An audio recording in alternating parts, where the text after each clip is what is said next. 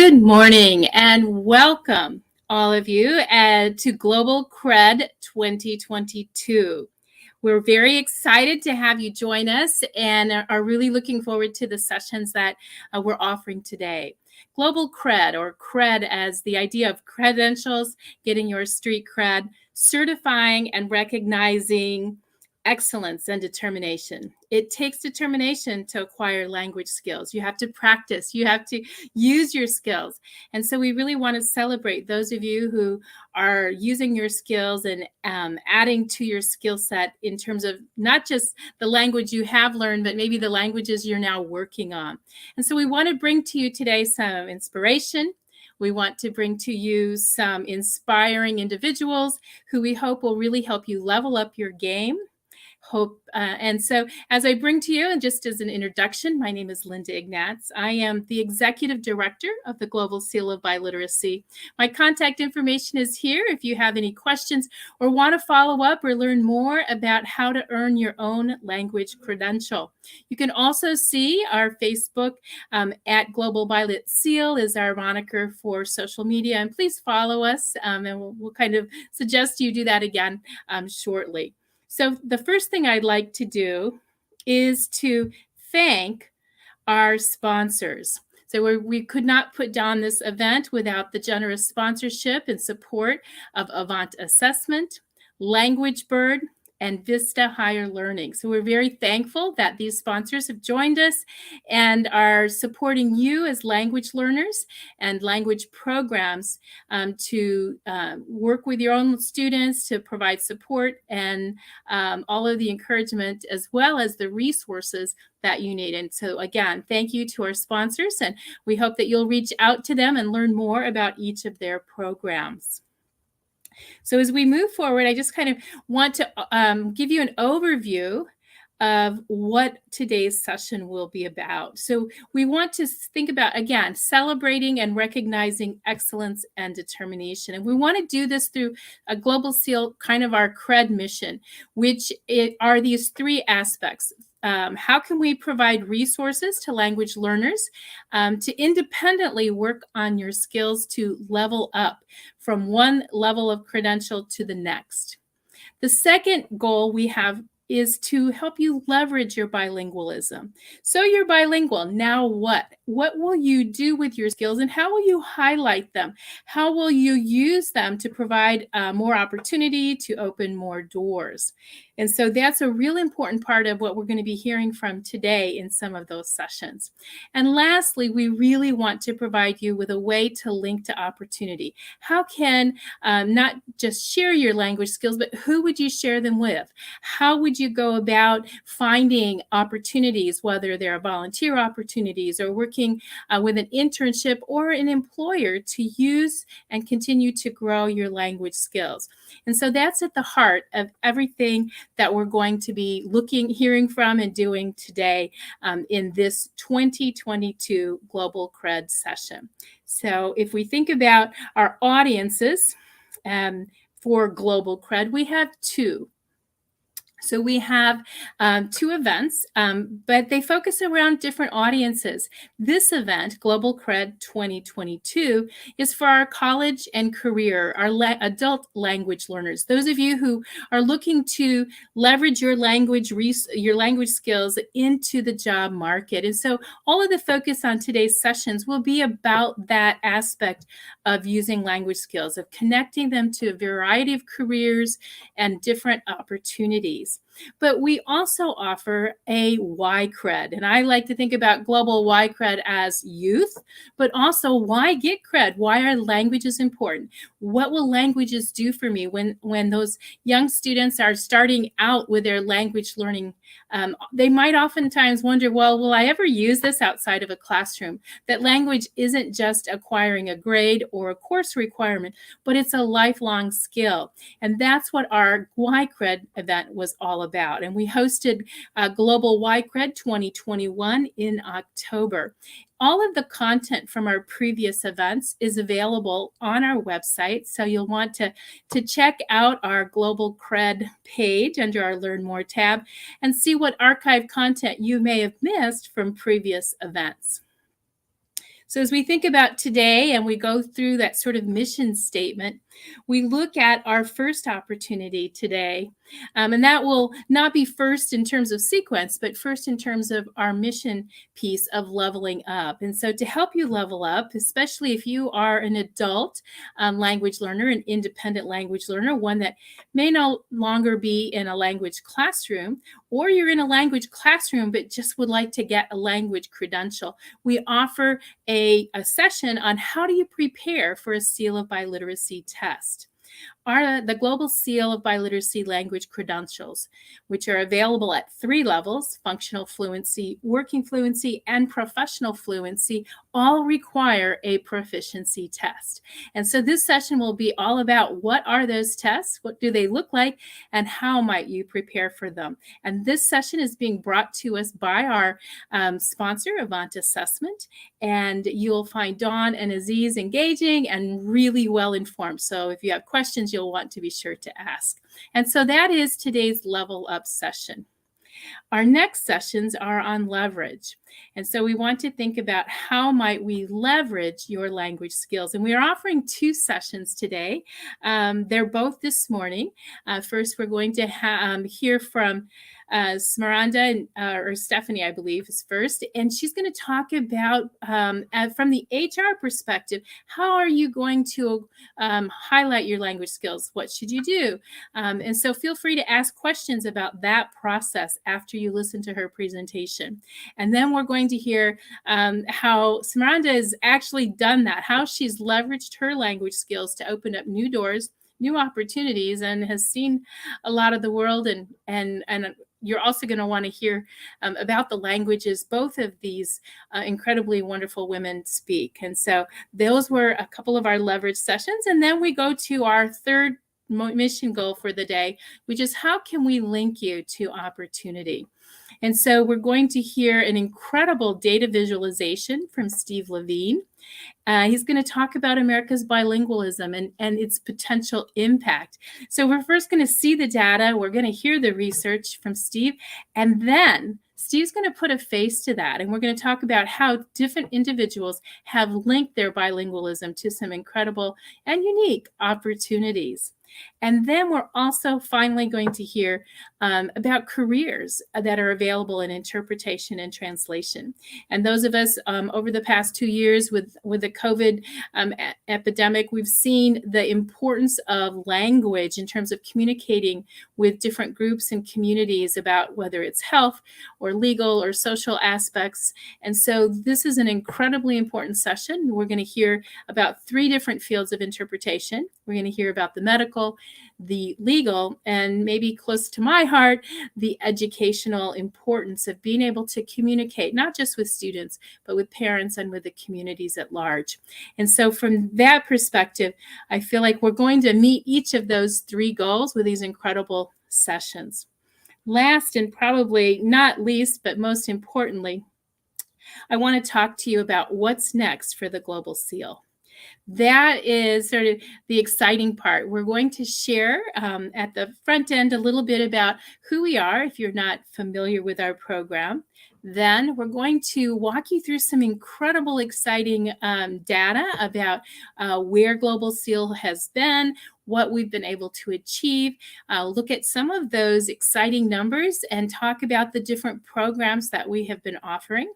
And then we're going to close with our own linked opportunity, which is what are we going to do next? What are our next steps or our next dreams and visions for continuing to help language learners, whether they're still in the classroom or learning and acquiring and using language on their own, to continue to level up their skills, to be able to certify those, to leverage their bilingualism and be able to share that, and most importantly, to link to opportunity. So you're going to want to stay around for that session because it's going to offer you some incredible insight as to what we're thinking and how these mission goals are driving the products and the programs that we are creating for all of you. So as I sort of begin to close this simple and fairly short little introduction to the day's activities, again, I want to thank our Global C.R.E.D 2022 sponsors, Avant Assessment, Language Bird, and Vista Higher Learning. And I want to thank all of you for being here. As you listen to each session, I want to encourage you to take notes, to use the comments box to be able, or the chat to be able to throw in some questions. But I also want you to be social. This is an opportunity to interact with individuals from all over the world. And so let us know who you are, where you're from, and what languages you speak, and what maybe are your goals. So let's be really interactive, and let's take this morning and the opportunities that it presents and maximize them. If you have begun to, already logged in, we're excited to have you. Make sure that you share the opportunity and share the link. It's a free registration with your friends or your colleagues, and let them know what's going on in the session that you are seeing. So thank you. Again, feel free to share out what you're learning and listening to today on social media. Tag us with the hashtag C.R.E.D 2022 and at Global Bilit Seal if you're on Twitter, or Global Seal of Biliteracy on LinkedIn or Facebook. So thank you again for joining us, and we're excited to get started.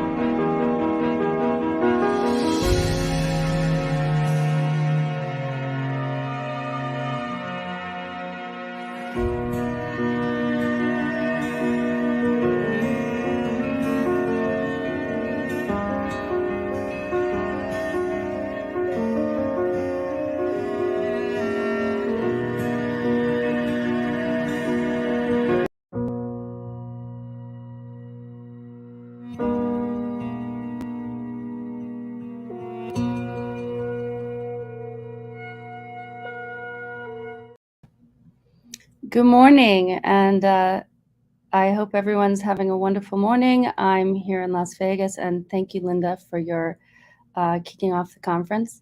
My name is Stephanie Troy-Skill, and I'm looking forward to your questions on this first presentation. And we're going to be talking about leveraging language skills to advance your career. I know this is on everyone's mind, and so I have some interesting stories and experience to be able to share with you about how what I've learned about this over the years. My origins are from Maine, and grew up in a linguistically English-speaking environment with very few non-English speakers around. And in 1975, all that changed when the Vietnam War ended and the first Vietnamese refugees came to the US from South Vietnam. And one of the very first families came and lived with my family in Portland, Maine. And that turned my world upside down in the best way you can imagine. Suddenly went from having only heard one language to living for 6 months with a family that only spoke a non-English language, with 2 kids my age. And that created a linguistic awakening that made me the person I am today.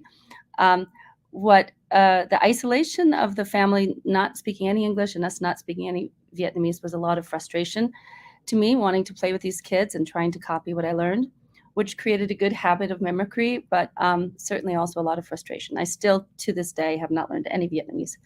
But I also learned, I met my first polyglot. This gentleman here in the picture spoke 5 languages fluently. And he, as a result of those language skills, was able to more quickly transition, buy a house, open up a business within a few years of moving to the US, and became a key contact person for everyone in the community. And I thought, I'd like to be that person. I'd like to be able to speak at least a few of the languages that this gentleman speaks and be able to communicate with the world across continents. So that was my motivation in studying languages. And a few years later, just a funny story, I was trying to learn Chinese desperately, and I was told Turandot. My mother said there's a Chinese opera called Turandot. Maybe you can learn from that. And I was listening intently and learning to sing the songs. And then I realized to my frustration it was Italian and wasn't Chinese at all. So lots of frustration trying to learn languages, and really also trying to understand there's one thing to know a few songs, one thing's to be able to have some basic memorized phrases or basic conversations versus really being able to be that connector across languages. And that's what's so wonderful about Global Seal of Biliteracy is being able to get clarity with that. So I'm going to talk to you about how that worked for me and in my work with IntWork, placing bilingual candidates in jobs. So these are the languages I've acquired over the years. And as you can see, some are highlighted, some are not. Whereas I love learning languages, when you're focusing on presenting your language skills to an employer, it's important to make sure that you're presenting languages where you have an established level of proficiency. For instance, I have working proficiency or ACTFL Advanced Mid in French, Spanish, Mandarin, French and Mandarin, French and Spanish, sorry. Working proficiency also in Mandarin, a tick lower, advanced low, and Portuguese, the same. But my novice and intermediate language levels, those below intermediate mid, it can be a distraction if you're focusing on those, if you have them in a resume or something, because otherwise your interviewer might happen to know Russian and then start having a conversation with you in Russian. And when you have that conversation, realize you can't really converse in Russian, then that whole list of languages you included on your resume comes into question for someone who doesn't necessarily understand these different steps in language acquisition.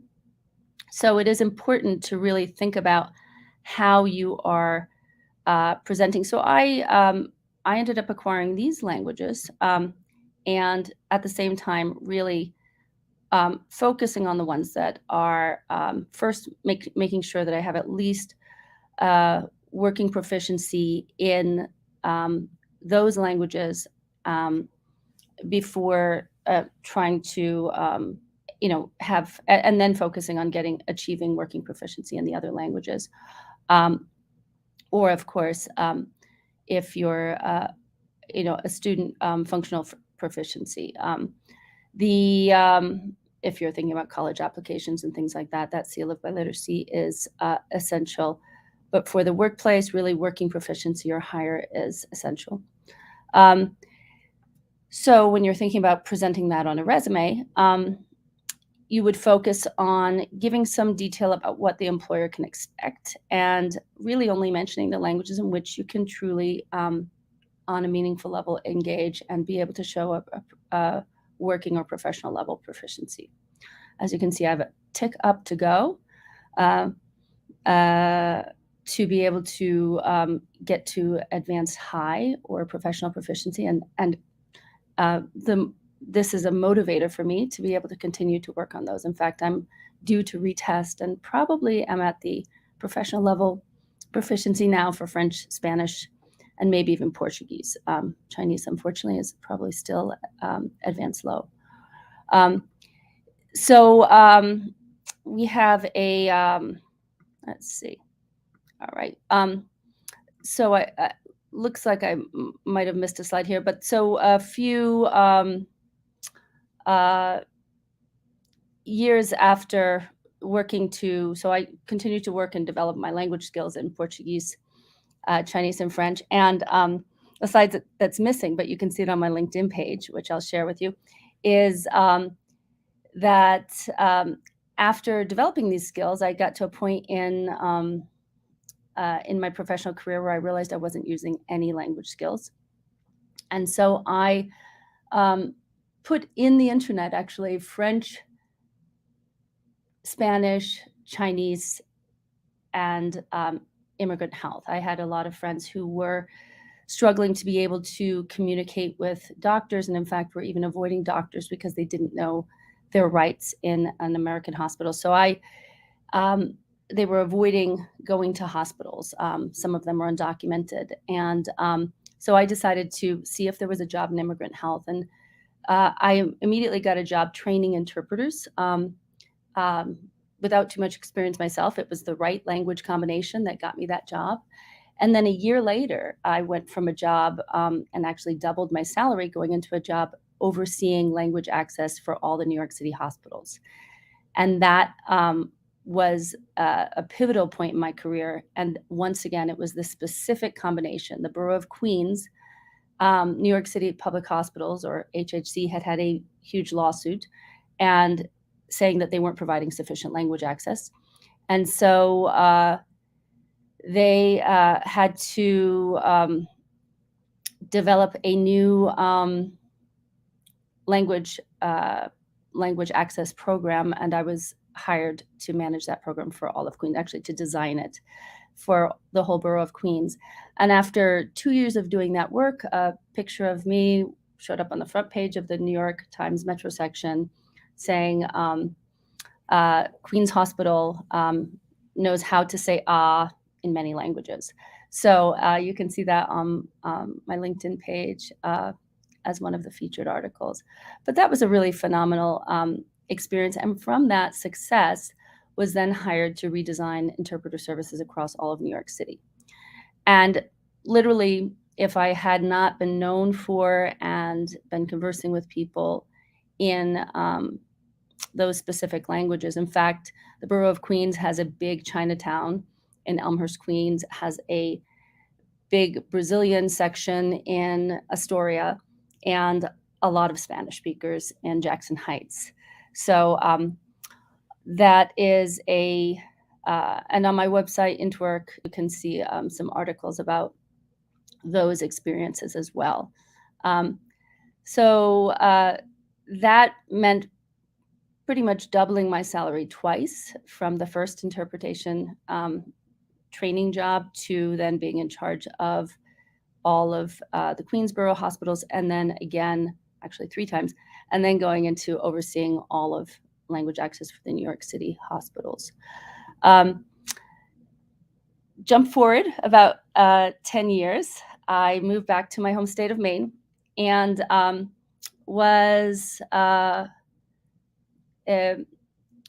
realized that there was a disjointed situation happening where there was a workforce shortage, but many, many skilled immigrants who were usually cleaning floors or working in a factory.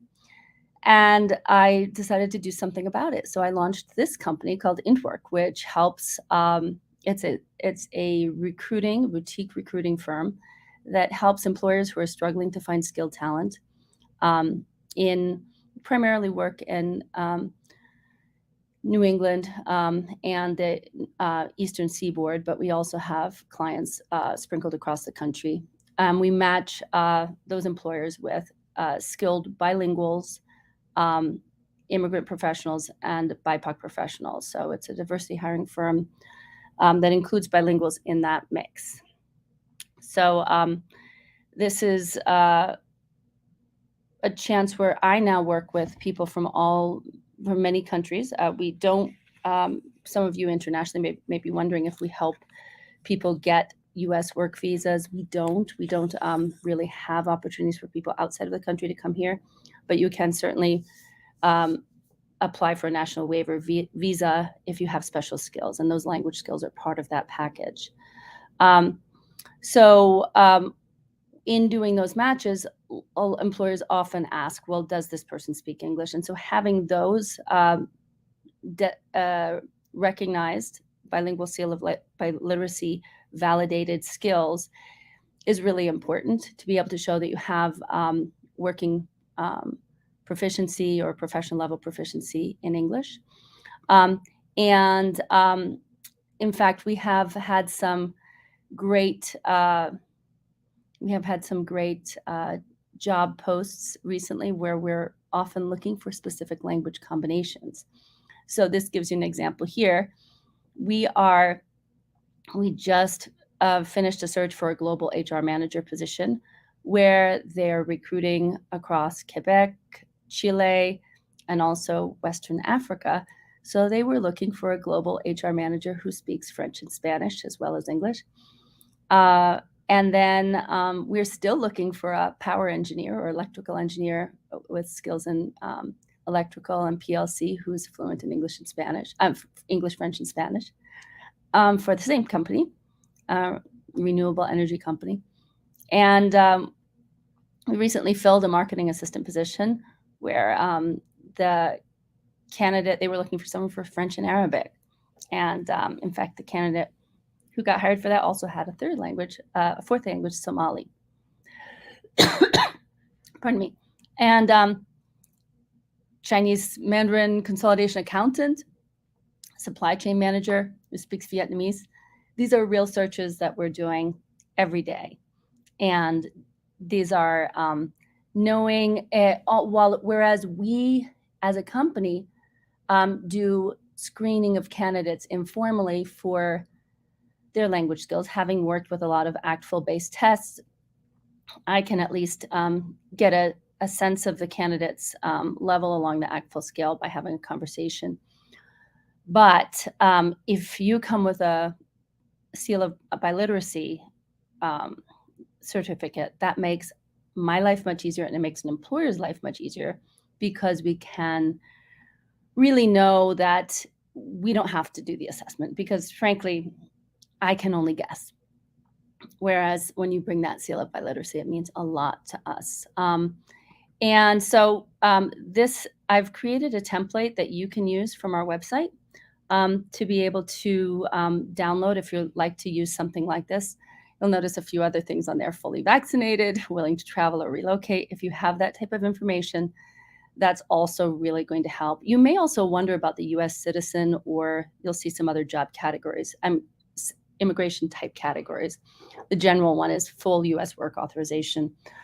A lot of employers are, when they see a diverse person's name, are also thinking that they might need sponsorship. So if you make it specific that you don't, even sometimes if you're US born, we know that implicit bias exists. So it's nice to be able to let people know, no problem with me, I don't need sponsorship. And then also on LinkedIn, it's really important to add those languages. As a recruitment firm, we frequently use LinkedIn to be able to search for, this is what we're using to search for those positions. So there's many recruiting companies that are using these established fields for language and these established levels to be able to search for candidates. And so these are, these are really important to make sure that your LinkedIn profile reflects your language skills as well. And in your tagline, as you can see in the top, connector, founder, if you include the word bilingual there too, many times you might want to include multilingual, but frankly, employers are not searching for the word multilingual that much. They're searching for the word bilingual. So even if someone's multilingual, I usually recommend that they have a keyword in their resume or in their LinkedIn profile be bilingual. It's a little counterintuitive, but the other one can actually potentially mean you don't show up in those search results. So that's consideration. And if you are a job seeker and you're wondering, how can I get lined up for these jobs? You can certainly upload your resume at our website. We also have a YouTube page, a LinkedIn page that you can follow, and our Twitter page has all of our job openings automatically posted, as well as a Facebook page. But really interested in your questions from the audience and any things that are coming up for you. So here's my contact information. Like I said, if you're someone looking for work, the best thing to do is upload your resume at the website, not email. But if you have other questions, happy to help. And I just want to give a shout out to our partners at Polyglot Conference and who have a great group that if you want to network with people who speak other languages, they have a really active Facebook page and they have conferences.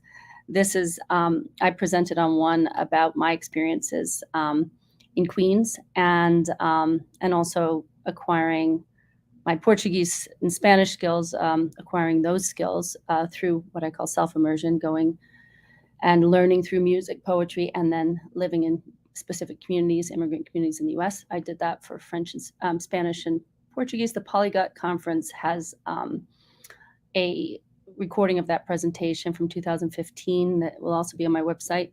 And then also to Upwardly Global, which is a great group. If you know of people with multilingual skills who are also immigrants looking for work, Upwardly Global has a reach far beyond where Intwork does. And then Avant Language, which is the company that we've been using, really love using. We've for when we are not sure about someone's language proficiency, oftentimes listening is the hardest to gauge, and reading and writing. So we end up using the Avant assessment as well for that.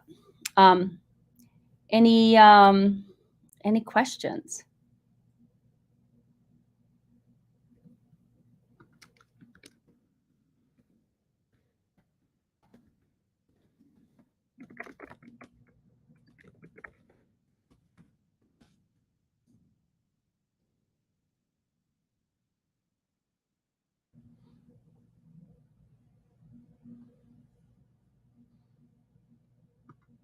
Let's see. So we have some. Let's see. Any questions for me in the chat? How do you improve my own Spanish? Gus, I'll tell you my secret to learning Spanish, which is I found a singer. My belief about language acquisition is that everybody needs a mother, a native speaker mother, which is why I, as a mom of a 12-year-old, when he was little, I spoke to him in English exclusively. But I introduced him to mothers, whether they were people or singers or others, in different languages. So he had an Arabic babysitter. He had a Chinese babysitter and friends, communities where we spoke Chinese together. And also for me, since I didn't have a mother per se, I found music. So I was studying French in high school and realizing that my language skills were not, I was not learning true French. I was speaking a stilted French that I learned from my teacher who wasn't fully fluent. And so I was getting discouraged. And I said to my mom, gosh, I'm just going to quit French, forget this. And this is funny, right? Because I ended up studying and learning so many languages. I was easily discouraged at that point because I just wasn't making the grade. And my mom said, well, why don't we go to the library? This is old school, right? 80s, and get some records. So we got a record from Edith Piaf, and she became my French-speaking mother. So, donc, quand je parle français, je parle un peu comme Edith Piaf, avec une voix assez sensuelle, parce que c'est la voix que j'ai appris de la chanteuse. That's the voice I learned from Edith Piaf. I became obsessed with the beauty of her songs. And a key thing when you're learning through music is not to be reading the lyrics. When we read the lyrics, quand il me prend dans ses bras, you have to listen to the language as if it's just a beautiful sound. And quand il me prend dans ses bras is something that if we're reading it, we're not going to be able to say. But if we listen to our mother, our French mother, and we just repeat that sound, I remember how much I struggled with the French R. I have a recording of me just saying, and I didn't like the sound, and I had to keep finding ways to own that sound.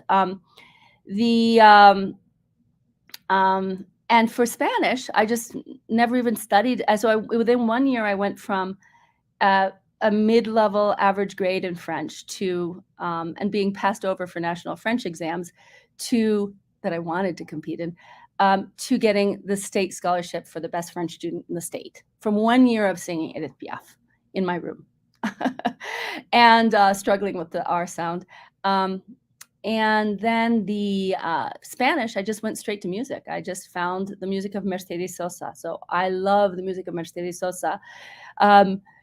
Gracias a la vida que me ha dado tanto, y su voz me acompaña siempre hasta ahora. So this is a really, I love Spanish, and I love the voice of Mercedes Sosa, who is now passed on. But that, and for Portuguese, it was bossa nova. I fell in love with bossa nova, and now I sing in both a tango and a bossa nova band. So, and you don't have to be a singer to do this. You just have to love to sing in the shower, or you have to find one song.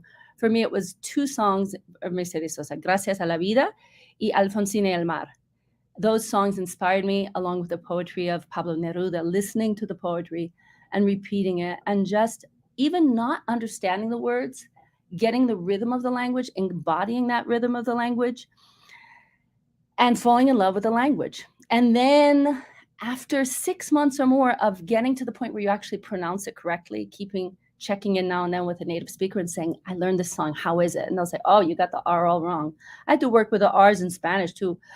I remember saying ferrocarril so many times until it started out ferrocarril, and I had to keep pushing it.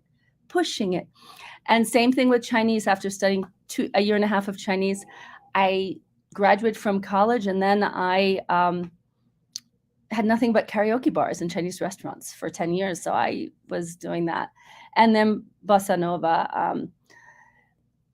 a música portuguesa ainda eu adoro. A música brasileira é também portuguesa.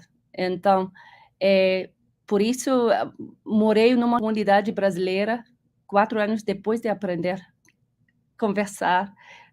Cantar a música, eu não sabia falar nada. Didn't know any conversational Portuguese when I moved to a Portuguese neighborhood in Newark. I just knew how to sing. So I'd walk into stores and I'd say a lyric like, não existe pecado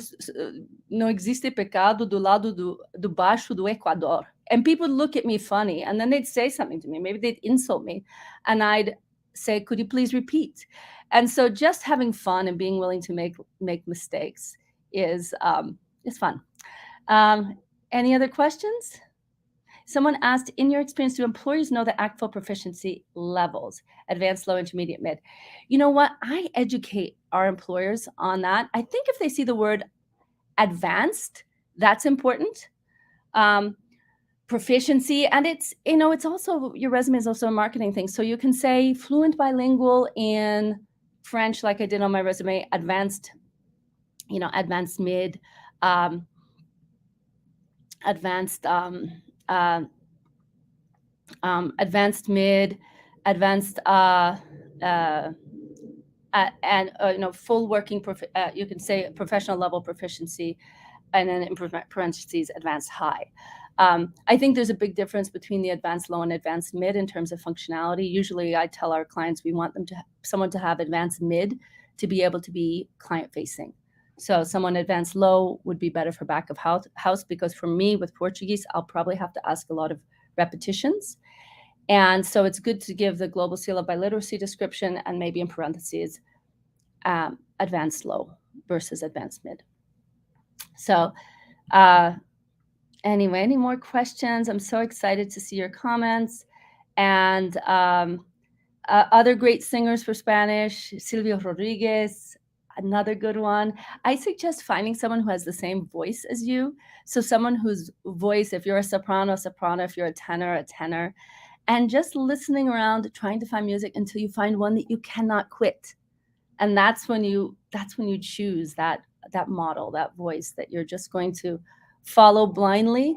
And once you get into the pronunciation, it was, I think, after about 6 months that I started looking at the lyrics, looking up things in a dictionary, trying to guess how it was spelled. And then after another couple months after that, opening a grammar book and saying, why do they end different ways? And I went from French to Spanish, that made it easier, and then Spanish to Portuguese. So just doing that in the reverse order of sometimes how we learn it in school, but starting with the rhythm of the language. Because we know when we learn one word at a time, le livre est sur la table, it gets really hard to necessarily develop the flow. And 所以比如说我讲国语的时候，我讲的比较流利的，因为我听的我不是一定看一句一句，我就是想那个音乐或那个自然的说法。So these are just some tips. Feel free to connect with me on LinkedIn, follow Intwork on LinkedIn or any of these media sources, Facebook, Twitter, and happy to continue to share ideas.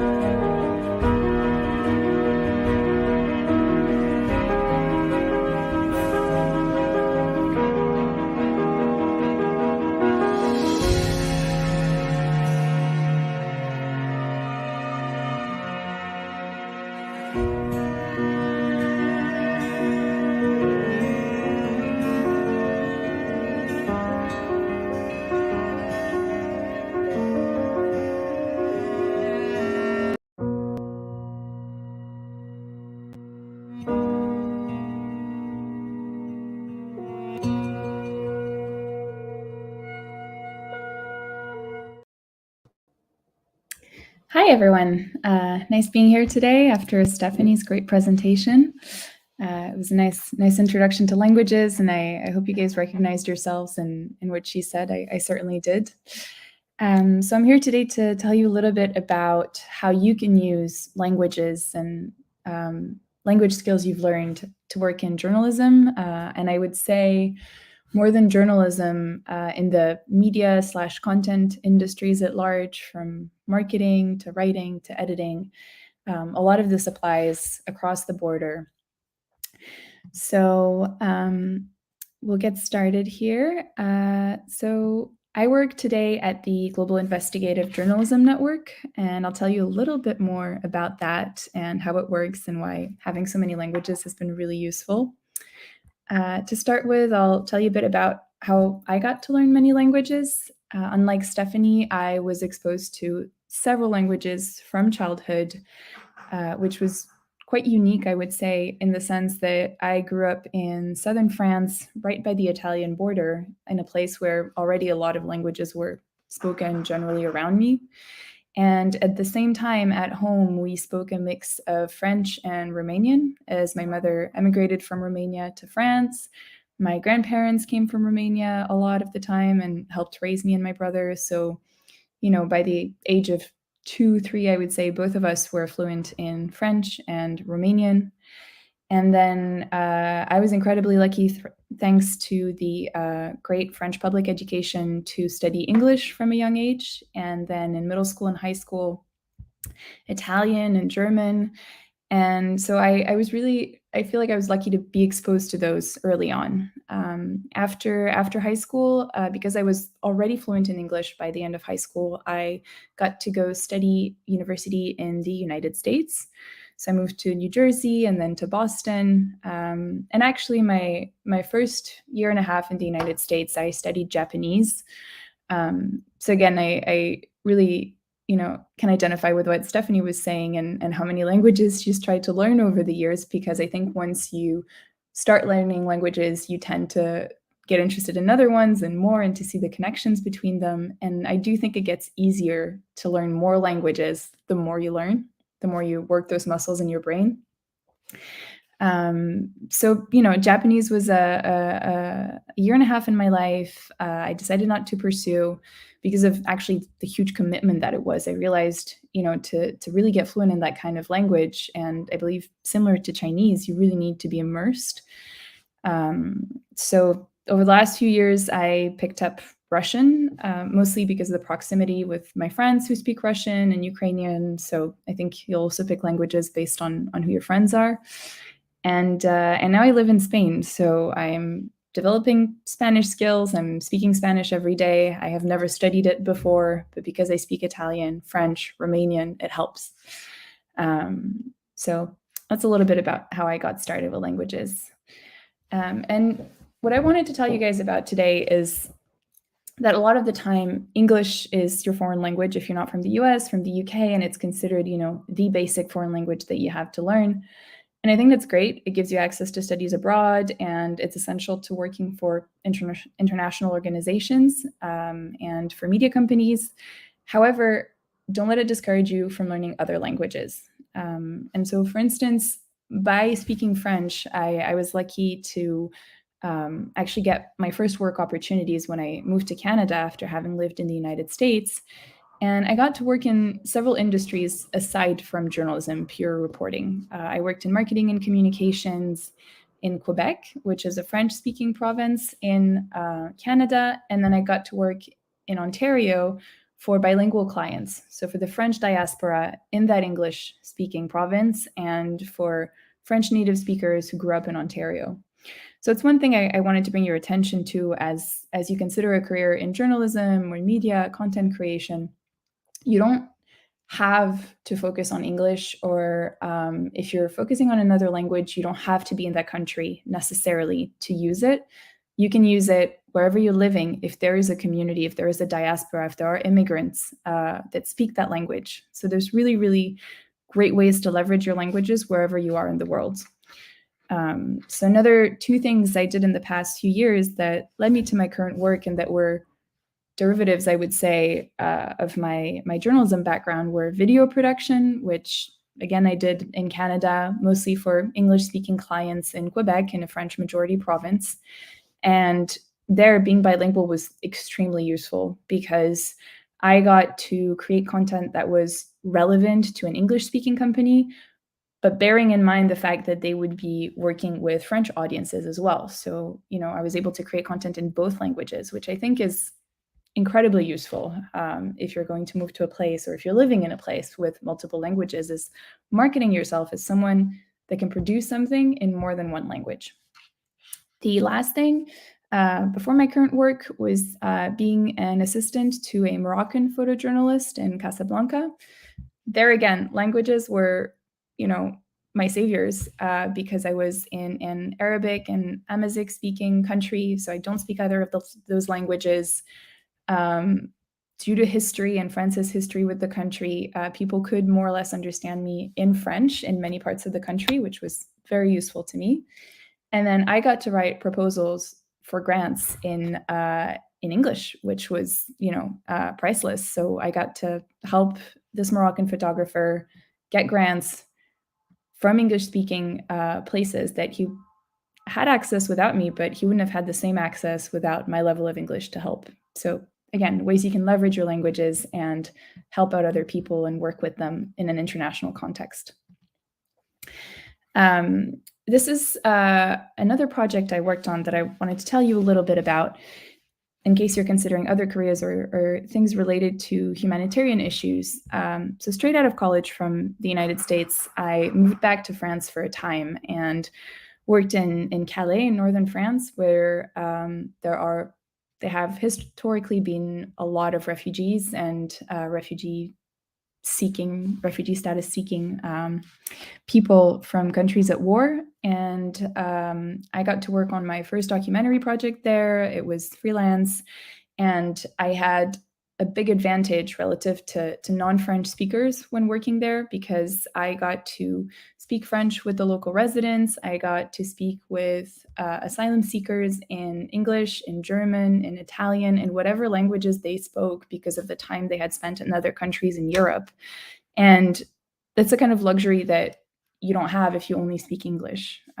So, again, there's so many ways to use your languages, no matter the field you choose, I would say. But you have to seek those opportunities, and that's the hardest part, where it requires a lot of work and being proactive. So, that brings me to opportunities. What opportunities can you seek if you're speaking multiple languages and you want to work as a journalist or in the journalism world? Well, the first thing that's great news is that journalism skills are transferable, whether it's writing, editing, graphics production, video production, audio work. Once you have, I would say, a technical skill, you can use that in any language you're working in. So, my advice would be, as you're considering careers, as you're moving forward and getting your language skills validated with Global C.R.E.D, think of what are your technical skills, or what technical skills are you interested in developing and building? What else do you want to be doing if not work only with a language? If you don't plan on being a translator or an interpreter, what else could you work into your job that will be useful with your languages? For me, it was using writing. I did marketing, communications. I, over time, got into video production because I was a photographer and I kept being asked to do video. There again, being able to do subtitling in another language. You don't have to be fluent in that language. You don't have to be able to have a proper conversation to be able to time the captions right with the person speaking on the image in the video. So there's all kinds of things like that you can implement in your work thanks to speaking many languages, even if you're not fluent. The second thing is work search strategies. That's something that I struggled with coming out of college and university, and that's why I wanted to share a little bit about that. Is don't feel that you're restricted or bound geographically as much as you may think, because oftentimes a lot of languages we learn are spoken in more than one place, and a lot of times, thanks or not to globalization, you'll find communities that speak those languages in countries other than their native ones. So in my case, I got to work with the French-speaking community in Canada, which historically has been a part of the country, but then I got to speak with French speakers in Morocco. You could do that, I assume, in Algeria and Tunisia. I think of Portuguese, which is spoken in African countries in addition to Portugal and Brazil. Same with French. You can find a lot of foreign language speakers in many, many countries. So wherever life takes you, have confidence in the fact that you can find a company or a place locally that will utilize the languages that you know. The other piece of advice I would share is try to identify those bilingual companies, those news outlets in your chosen countries. So for instance, you have a lot of international coverage. You look at Reuters and at big outlets, big wires, AP, places like that, and then international outlets from the US, the UK, the European Union countries. A lot of them will have branches elsewhere. So are there positions within those companies that require languages that you speak? Can you work abroad using that language because the company has an office where you're moving? And then the other thing is having those languages, you can speak, you can either look for jobs with an English company and, oh, my apologies, we don't have the slides. Oh, we do. All right, good. I'd rather we do. We did. All right, so you can also find local companies that work in the local language. So say you're speaking Wolof and you move to Senegal where it's spoken, you could work for a local Senegalese company and use your Wolof language skills. Or if you were to work for an English-speaking company or a French-speaking company that needs your language skills, you could be an intermediary. You could work locally for a foreign company. So keep all of that in mind as you're looking for media opportunities. This is just a bit of work I got to do in Morocco. I wanted to bring that up because I wanted to also bring up the realities of being in a place where multiple languages are spoken and where you're not necessarily fluent. It does get a little challenging, and there are moments where being adaptable or having multiple languages under your belt is really, really useful. And I mean, you got to make the best of it, and you've got to rely on other people a lot to help you. So the other topic I wanted to bring up, and that's more and more, I would say, a trend in news, generally speaking, is hyperlocal news. And it's a little bit of what I brought up earlier. So you want to be looking at diasporas or minorities in a country. So you could be covering news, I don't know, for the Hindu community in France, for instance, or any other community that speaks another language than the majority of that country. So again, it doesn't have to be English that you speak to be able to work with languages and work with other people in your home country, for instance. And then looking at the other majority language. So in the United States, you have huge trends in media towards Spanish coverage, Spanish news, bilingual sites. I'll share a few of those afterwards.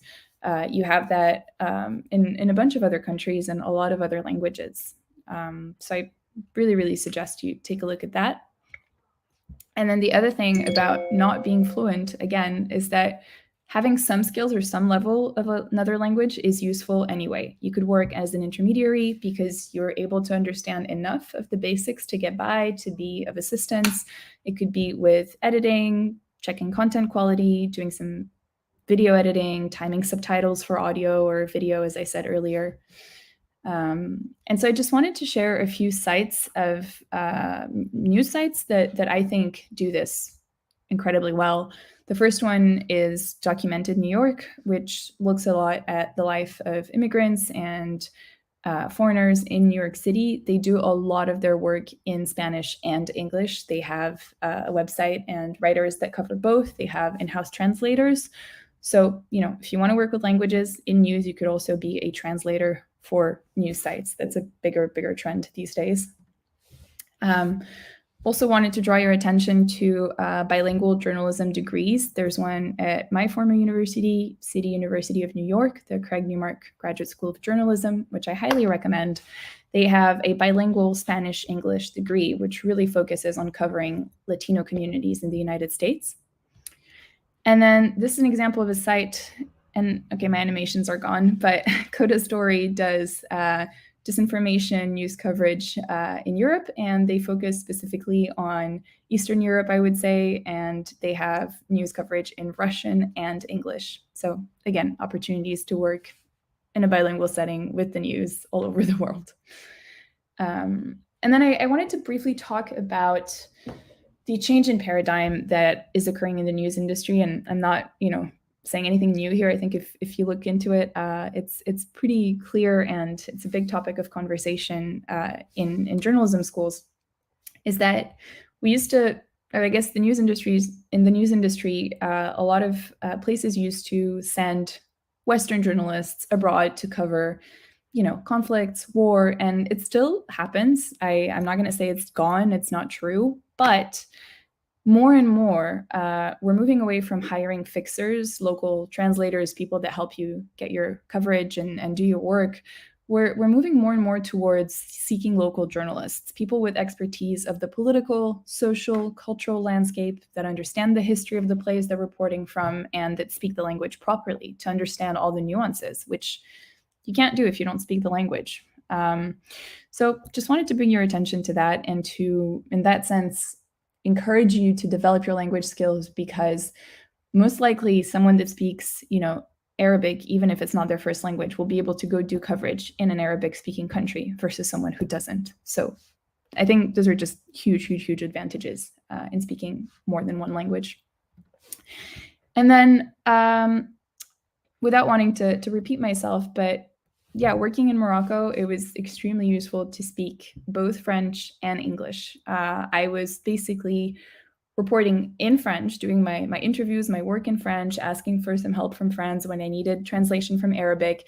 And then I was doing that for an English language publication. My work got published with the Reuters Foundation. That was all in English. And a lot of the work I'm still producing from content I collected in Morocco is multilingual. So, that's really, yeah, I couldn't have been able to do that without both languages.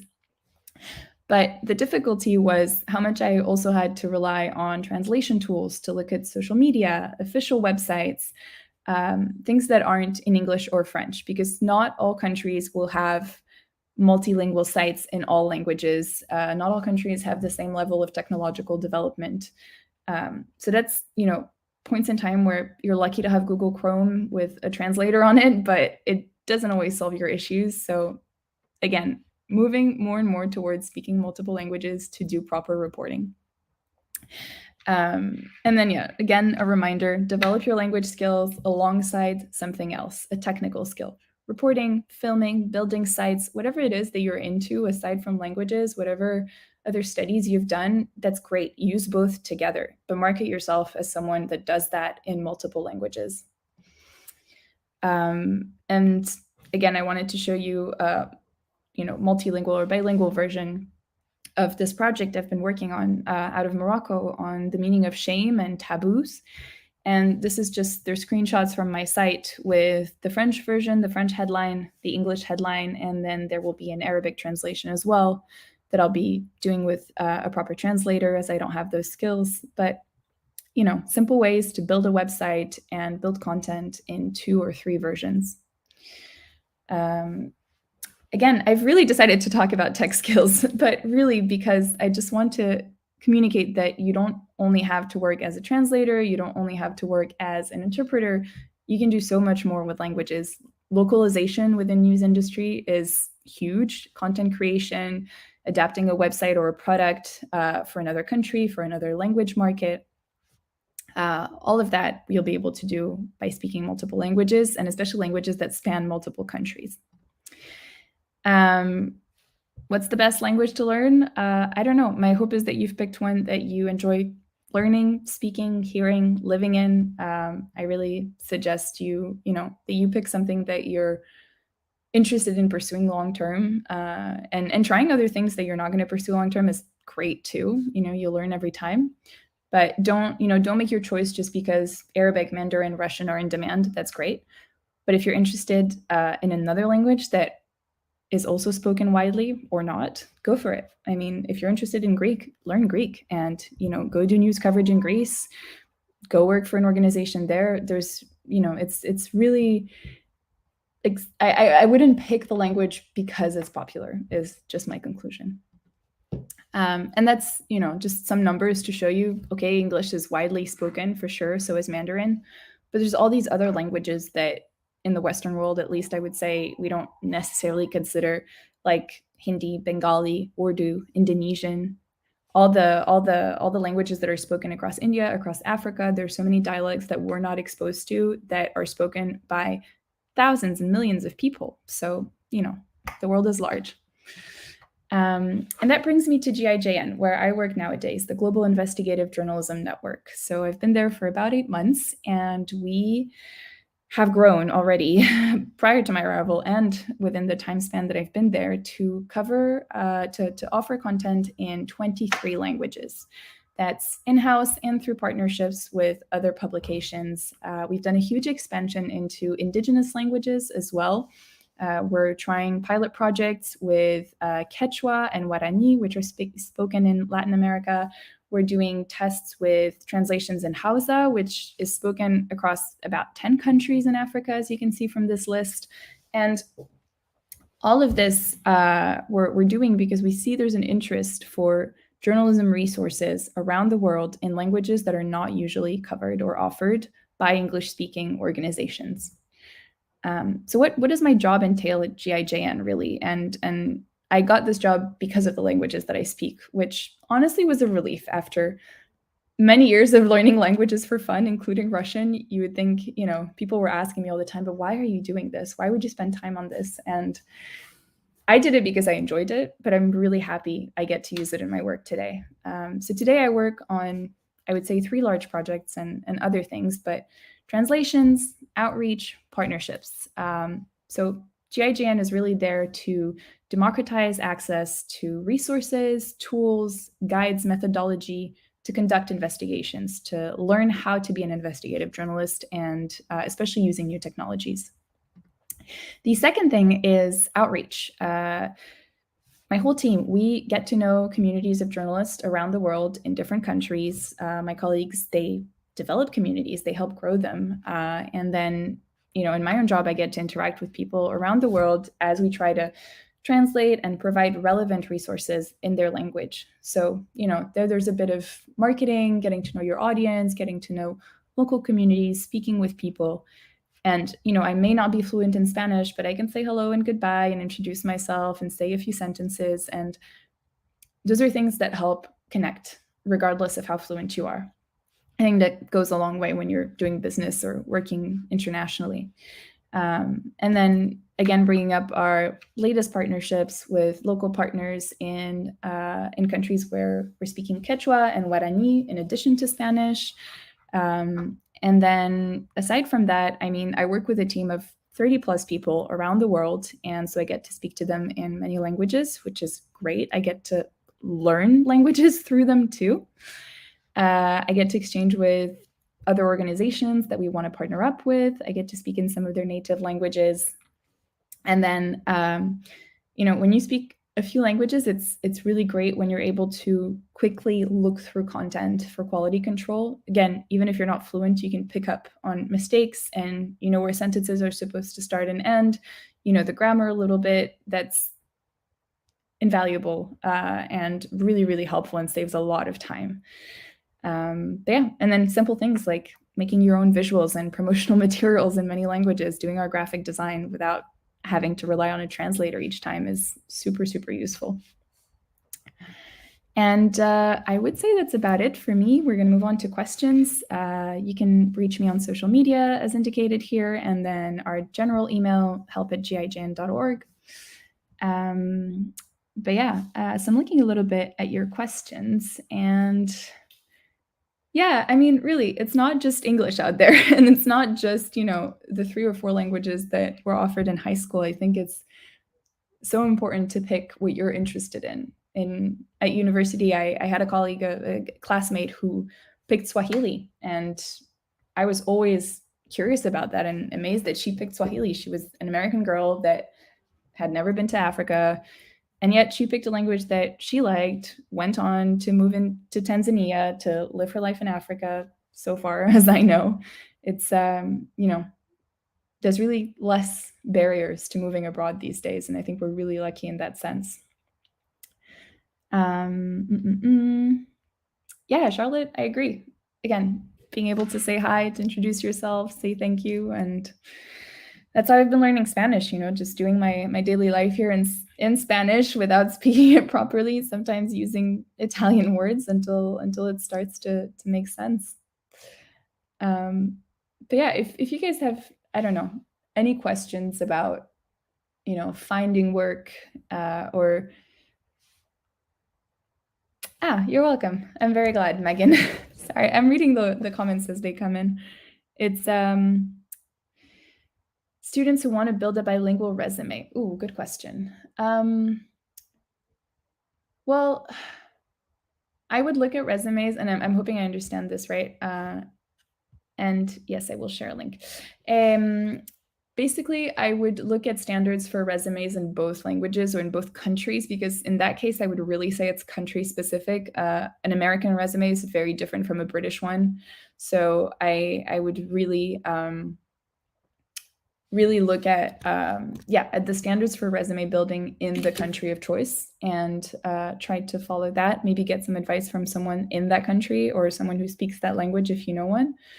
I would say that's really, and I would say that's a principle of localization, generally speaking, is you're not just translating the content, you're adapting it to the local norms or standards, best practices. I hope that helps a little. And that's what I did for my French resume, for instance. I had, my English American version, and then I've always had a French version that's laid out differently, that has different keywords, different sections highlighted. So yeah, look at the standard for the language and the country that you're sending that resume to. My work on Ashuma, Charlotte, I would say reach out to me on social media if you don't mind, because I don't think I have a way to answer here. Like I can't answer in the comments, so, or I'll be able to share that on YouTube or elsewhere. And yeah, I don't know. Do we have any other good questions? I'm trying to think what else I could tell you about that would be useful. I'd say to not be scared to reach out to people when you're looking for work, especially bilingual work or work in another language. It's always intimidating, but you never lose anything with trying, with sending your resume, sending a nice letter. And I'd say that personal touch, especially making the effort to speak or write in as much as you can in that language, is extremely important. I mean, I hope that's appreciated, but it's what I do at GIJN. When I write to our Japanese partner, I will introduce myself and write in Japanese and thank in Japanese. And it's about all I can remember from Japanese several years later. But I do think it helps have a connection, build a connection and build some proximity, especially when you're working online, when you're working at a distance. Yeah, I don't know if you have any other questions, drop them in the comments. I see a lot of people on YouTube today.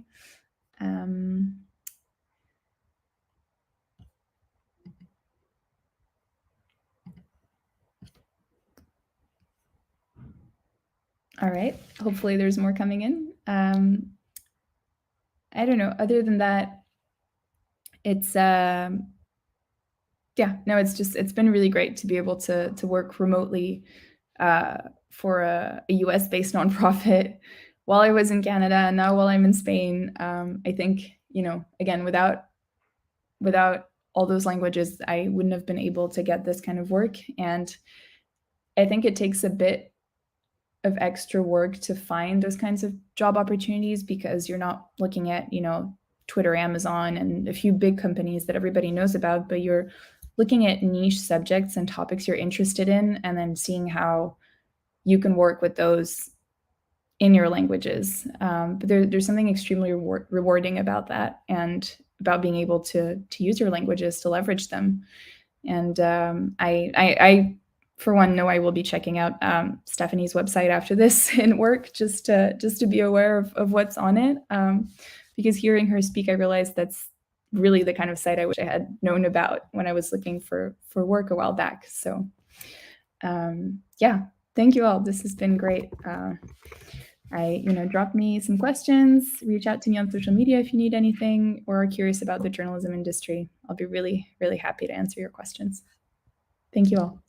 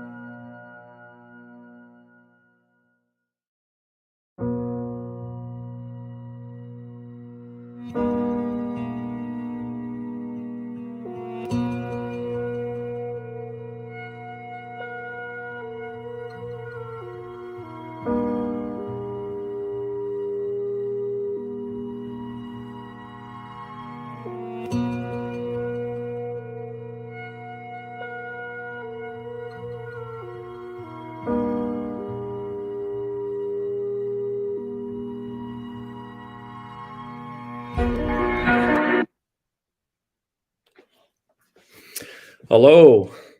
Thank you, Linda, and what an honor it is to be with you here today. And whether you are a language student or a language teacher or a language professional working in another capacity, I salute you because your work is so important, not only for yourselves, but for our nation. Back when I received my undergraduate degree, which was in biology, and my graduate degree, my PhD in sociology, unlike most of you, I was an English monolingual.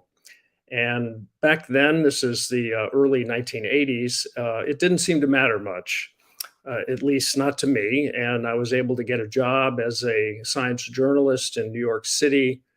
And I didn't begin my own bilingual life until much later, not until my 50s. And I would just, that's when I started studying Spanish. And I would casually mention that I was studying Spanish to strangers at cocktail parties or what have you. And people said the oddest things to me. And in fact, um, if you want to get people to open up at parties and just lay on their opinions pretty heavy, all you have to do is mention that you're studying another language. At least that's what I found.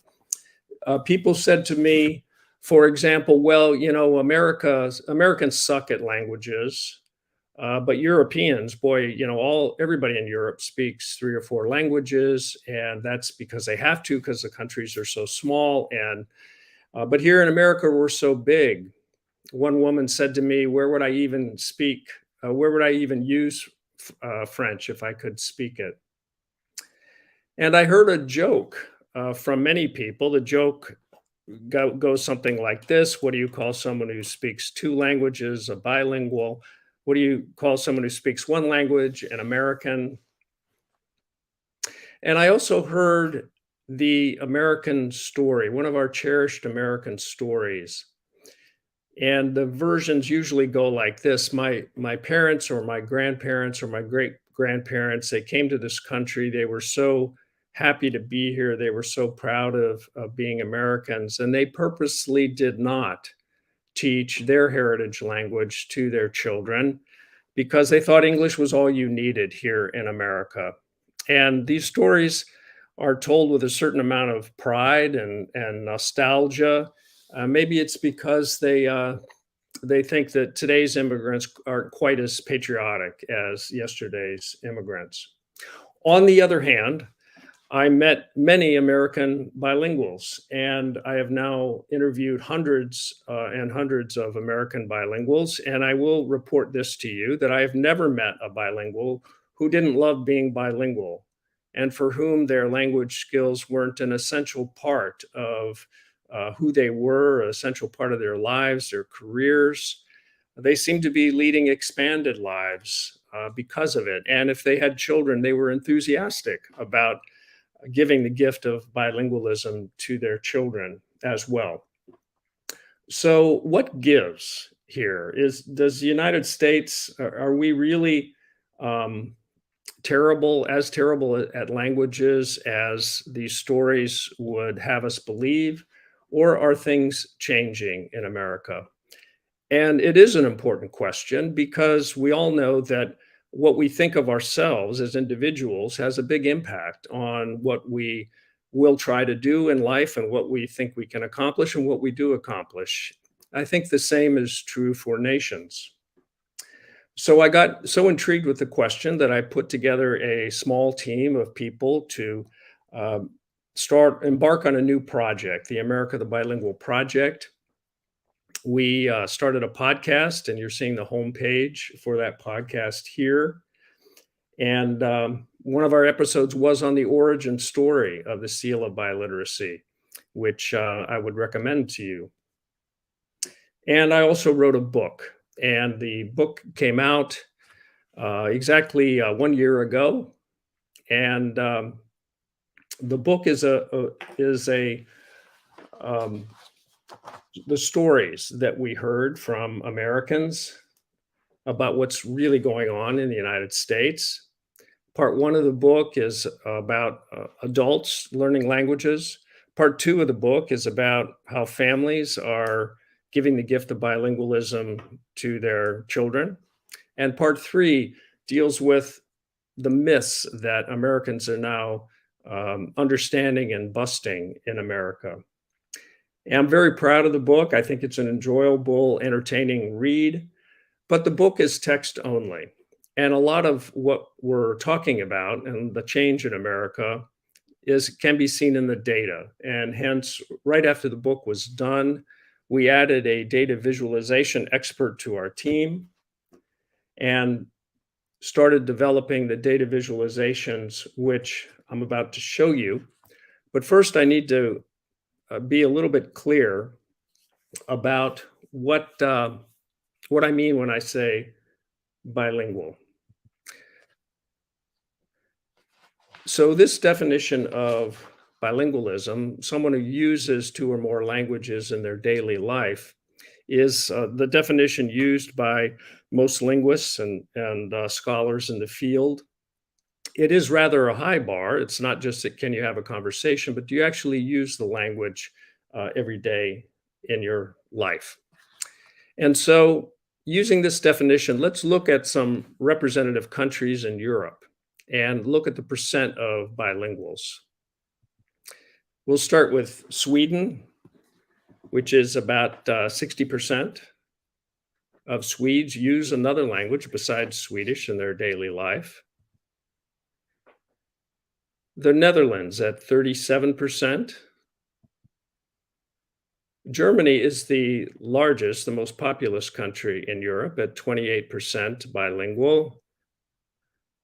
UK at 22%, France at 20%, and Italy at 11%. Now, when I first saw these figures, I thought they were surprisingly low.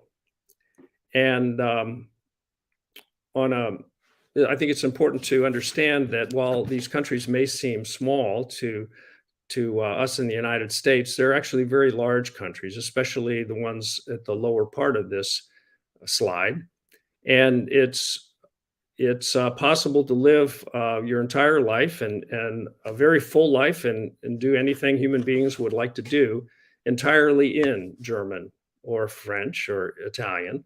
And in fact, most people do just that. The EU average overall is at 25%. So I wish we were in person where I could ask you, I'm going to ask you anyway, virtually, where do you think the United States would fit into this? And the answer is the United States fits in at about 23%. So slightly below the EU average, but I would say in the ballpark. Now, the percent of bilinguals is one way to look at the data, but it's not the only way. We can also look at the actual number of bilinguals in the country, the actual number of people. So let's do that now, the same countries. Number of bilinguals in millions. Here's Germany, the most populous country. So their percentage works out to about 23 million out of just over 80 million. Here's the UK at 15 million, France at 13 million, Italy 7, Netherlands 6, and Sweden at 6 million. So you may remember Sweden, 60% of Swedes use another language in daily life, but the population of Sweden is 10 million. So that translates to 6 million. And again, I'll ask you, where do you think the United States would fit on this graph? The answer is here, 76 million. And the population of the United States, if we were to show it on this scale, would take 4 graphs of this size to show. And that's what we're seeing here. Let me change the scale a little bit to make this easier to see.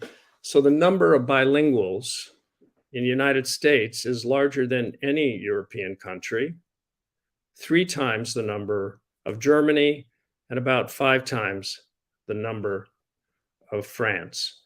So this doesn't seem to fit with us sucking at languages. How can we suck at languages if we have more bilinguals than any European country? The mystery. So part of the answer might be in a cognitive bias, availability bias. This is one of the cognitive biases discovered and described by the team of Tversky and Kahneman, for which they won the Nobel Prize. And the way this may come into play with our viewpoints here in America, we can see with a short thought experiment. Think of a European you know, a European bilingual, and now think of where you met this person.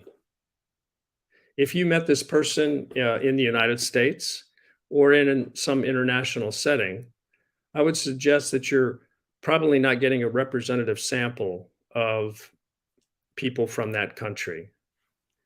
And for this reason, we are primed to overestimate European bilingualism. At the same time, I think availability bias may also play a role in us underestimating the amount of bilinguals, the number of bilinguals in the United States, for the reason that most American bilinguals speak their language at home.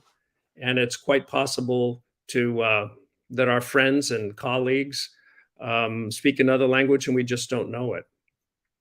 In fact, Ali Torban, the woman who did the data visualizations that you're seeing here, sat next to a fellow for a year before she was surprised. At one time, she knew his parents were coming to visit. He picks up the phone and answers their call and starts speaking away in a rapid and fluent Russian. And she had sat next to him for a whole year and didn't know that. So cognitive bias could explain one reason why these data are so surprising to us, but it's not the only reason, I don't think. Another reason is that it kind of snuck up on us, American bilingualism, and we can see that here with the growth rate, first of the US population, grew substantially in the last 50 years. From 1970 to 2020, it grew at about 60%. But look how much growth there was in the number of bilinguals during these same years. From about 20 million, which was probably our low point in percent foreign born in the United States around 1970, to the current 76 million. It was a 260% growth rate. So how did this happen? And here we get into a little bit of the history of American bilingualism. And this big change that happened in the last 50 years, we can blame on the 60s. We can blame a lot of things on the 60s. So much happened with the civil rights movement and the women's rights, the Vietnam War and its protests, environmentalism, rock music, the first moon landing from which this picture was taken. And with all the excitement, it's kind of easy to forget that something else very important happened, which has influenced America profoundly, and that is immigration reform. This is a picture of President Lyndon Johnson signing this law that was in 1965, and it really changed everything. Immigration law before the 1960s, there were plenty of laws, but they basically limited immigration to Northern Europeans in proportion to the Northern European countries that people already had come from to immigrate to the United States. This law was, for the first time, open to all races and all nations, and it had overwhelming bipartisan support. And the priority was on family reunification, on refugee status, on professionals of all kinds, skilled and unskilled workers.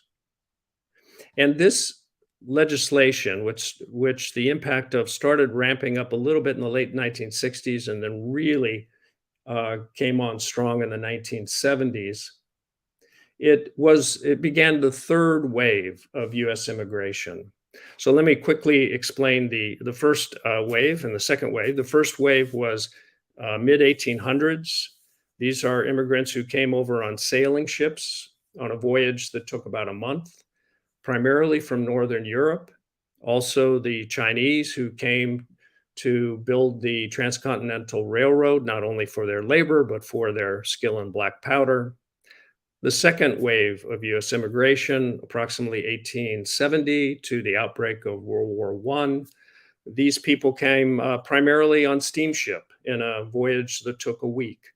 And they came also from Northern Europe, but also Southern Europe, from Italy and from elsewhere in Europe. And then the third wave, which began really ramping up in the 70s and continues to today, has brought in the largest number of new Americans ever, although still not as large in a percentage basis as the second wave at the turn of the last century. So the stories that we were hearing from new Americans coming to this country were very different from the traditional story that I shared with you before about immigrants purposely not teaching the heritage language to their children. And I think it's important to look back at what life was like when this narrative was being acted out. Were these immigrants patriotic? Absolutely. But I think they were also practical. And when you look at the practical realities of American life before 1960, think of it. To travel back to the home country meant taking a week on a steamship, very expensive, and very few people did it. Communication technology prior to 1960s was the handwritten letter. And the jobs that were available to immigrants and their children were local jobs. They were English-speaking jobs.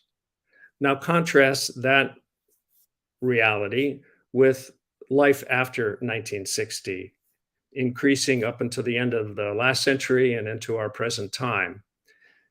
Traveling back to the home country, absent of a pandemic, takes a day, not a week, and it's relatively affordable. The communication technology, well, look what we're doing here. We've advanced quite a bit above the handwritten letter. And the jobs that are available, certainly at all the big tech companies that are global, but even medium-sized and small businesses in the United States are international and global in their sourcing and often in their sales. It's a very different reality. So now today's immigrants are making different decisions, and it's not just immigrant families, it's all families in America are recognizing that unlike the past, there's a real economic and professional benefit to having their children learn their languages and to improve with them. So let's start looking at who these American bilinguals are. And this rectangle, we're going to show all the different languages that are spoken here in America. If I ask you what the largest group of American bilinguals are, I think you're all going to answer correctly that is the Spanish-English bilinguals. They're fully 66% of our bilinguals. And this is a very important and very good thing for our country for the following reason. Because of all the countries in the world where Spanish is spoken. This bubble graph shows approximately the size of those Spanish-speaking populations, which is kind of interesting. The United States perhaps is number 2. It's certainly close to Colombia and Argentina. But I think the next slide is even more interesting. Watch what happens to these bubble graphs when it changes from Spanish speakers to English-Spanish bilinguals. Check this out. The United States has more Spanish-English bilinguals than the rest of Latin America combined. Why is that important? Because our Spanish-English bilinguals can communicate professionally with basically all of the Western Hemisphere. And we'll get back to Brazil in a moment, and much of the rest of the world as well. And, you know, one of the things I heard at cocktail parties, and probably you do too, is that, well, the whole world speaks English. My answer to that, I write a chapter about that in the book. My answer to that is it's kind of true if you're a tourist and if you want to buy things. It's absolutely not true if you're acting in a professional capacity in any kind of profession. So let's move on to the next group. As important as our Spanish-English bilinguals are, they're we're just getting warmed up here. So the next group, which I'm calling the Super 7, are languages for which we have over 1 million speakers. And 2 of them are traditional languages in the United States, French and German. The other 5 are, buckle up, Asian languages: Filipino, Vietnamese, Chinese, Mandarin, and Cantonese, and Korean. And let's look where these Super 7 language bilinguals can communicate professionally. With French, we pick up a large part of Africa. We pick up China, Vietnam, Korea, and of course, Germany and France. Now, let me ask you this. The next tranche of bilinguals falls in a group of between 100,000 speakers, which is still a huge number, and 1 million speakers. How many languages would you think we have in the United States in that category? I had no idea when we did this research. The answer, it turns out to be 35. And these include languages that have very close to 1 million speakers each: Arabic, Russian, Italian, Portuguese, and Hindi, and many others: Persian, Greek, Hebrew, Romanian, Thai, Ukrainian, Dutch, Turkish, and Hmong. Let's look at the chloropleth. That's what the data visualization people call this. Here are the additional countries. Hello, Brazil. And with Arabic, we pick up the MENA region, North Africa, and many other countries. In India, I think we have 8 Indian languages besides Hindi, where we have over 100,000 speakers. The last group is only 4%, but it's an important and fascinating 4%. And why am I calling it? Why am I calling these group the Carnegie Hall? So I had to cut off the number somewhere because there are hundreds and hundreds of languages spoken by Americans, as you know. But Carnegie Hall is, besides being probably our most famous concert hall, and fittingly was created by an immigrant. Here is a view of inside Carnegie Hall, and the number of seats in Carnegie Hall turns out to be 2,804. So I figured the ushers could squeeze in another couple of hundred and get us to 3,000. And 3,000 is a number we can sort of relate to. It's the size of a very large American high school. And we have 93 languages between 3,000 minimum and 100,000 speakers, and picks up many other countries across the globe. So it's also interesting to look at the chronology of how our American bilinguals came to be. And this is what's called a bee swarm in data visualization talk.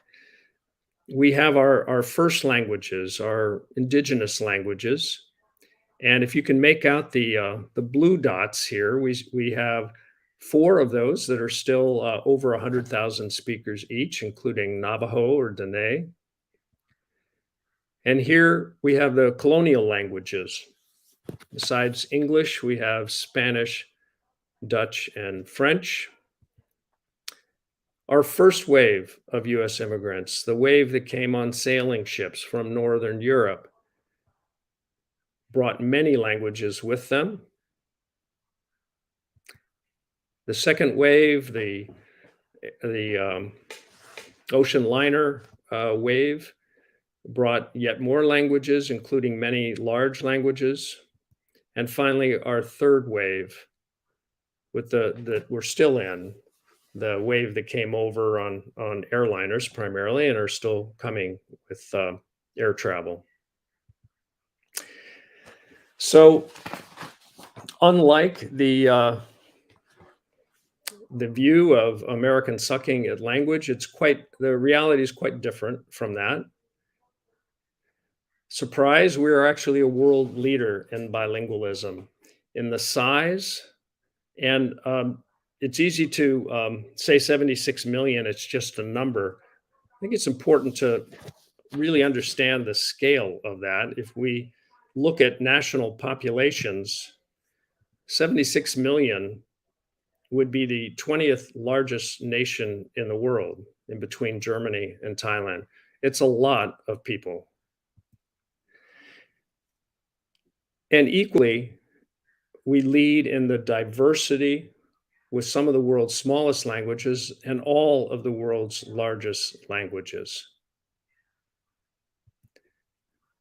The global reach is unique in breadth and depth. And one last time to this illustration here and to Carnegie Hall, because I want to, this is one other picture to get us a sense of the depth of our diversity.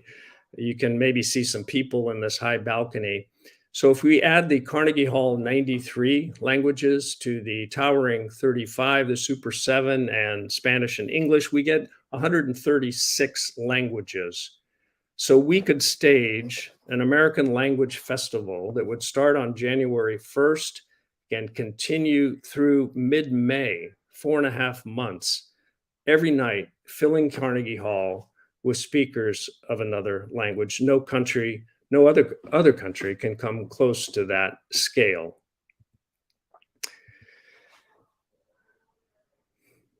So our American bilinguals cover the earth with their ability to communicate professionally. And so it's exciting for us to see the changes that are going on in America. Americans are rewriting our language stories. There's a growing recognition that English unites us and our other languages define and strengthen us. Bilingualism makes us stronger as individuals, as communities, and as a country.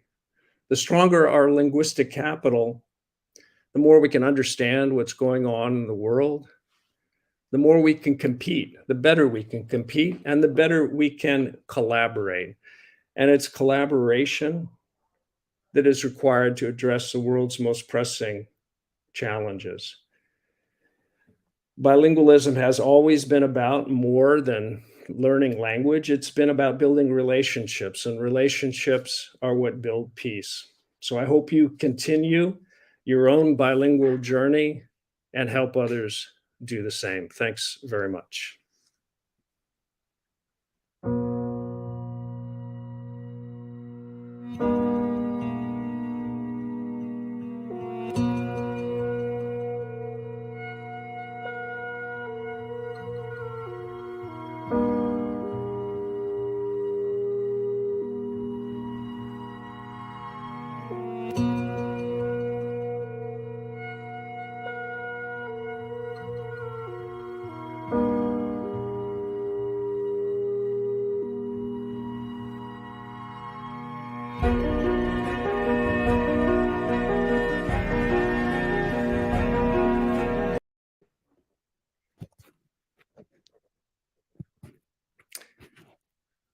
Yes, and if there are any questions, okay, I've just clicked to comments here.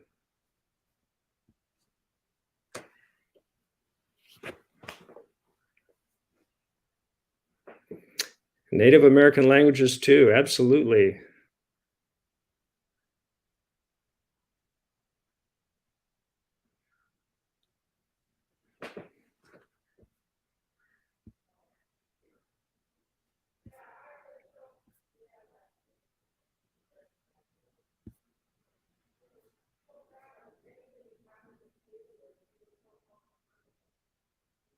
I should maybe mention that a good number of the data points here came from Ethnologue, and they have an annual update, which is coming out next week. I've been in touch with the Ethnologue editors, and they do have updates for the number of bilinguals, English, Spanish bilinguals in Latin American countries. So I'll be very interested to update those figures. The current data we've been using is probably low and underreporting.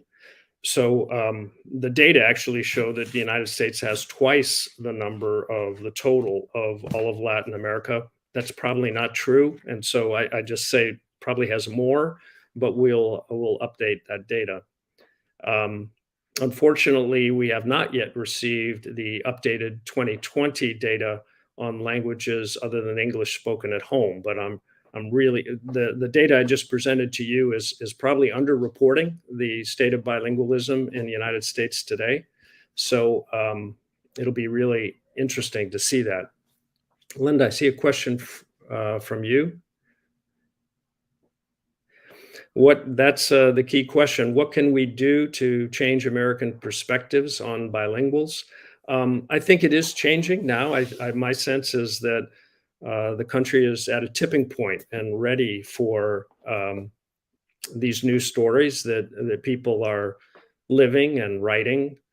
I think it's important to convey that the gift of bilingualism and the advantages of bilingualism are not just for the children of immigrants who have a natural advantage, nor are they just for children of well-off families who can afford study abroad and private schools.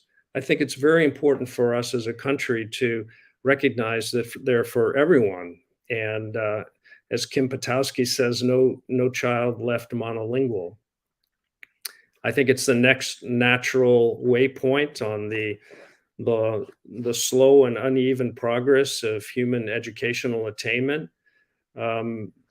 The United States and other countries in the world worked very hard to achieve widespread literacy that we have today.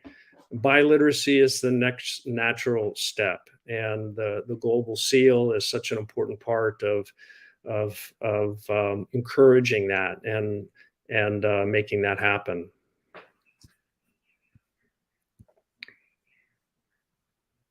Here's another question. There's a growing movement for two-way bilingual education. Do you think those bilinguals whose families don't necessarily speak the second language will have a different experience in the US? Absolutely. Yes, the growth of dual language education is, as Francois Journeau says, it's a revolution. And the future of education is in two languages, not just in the United States, by the way, but it seems to be a global phenomenon because we've learned that's kind of the 2-for-1 proposition. The students graduate with all the benefits of a normal monolingual education, and yet graduate bilingually. And that's a very exciting thing. The challenges, of course, are that there's at this point much more demand than there is supply for dual language education. And parents are getting frustrated, as they should, and parents are demanding, as they should, changes in the school system. It's one of the biggest challenges is teachers and finding qualified teachers. And again, that's something that the Global Seal plays a pivotal role in.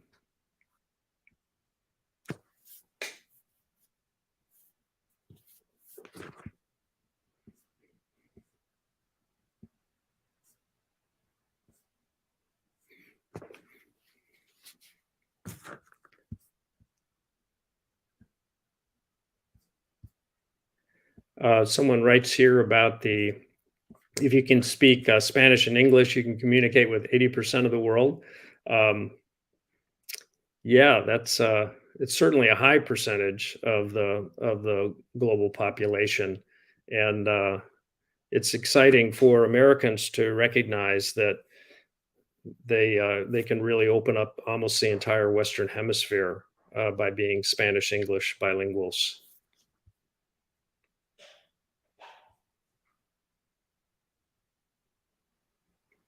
Yeah, Charlotte Gifford mentions Fabrice Jeannot and his the future of education is in two languages, the bilingual revolution.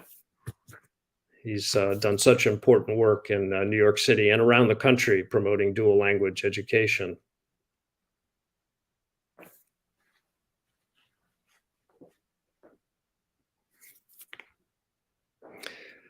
So according to my watch, we are just about on time.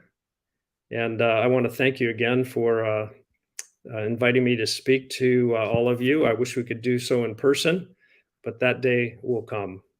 So all best to you. Adios. Ten cuidado.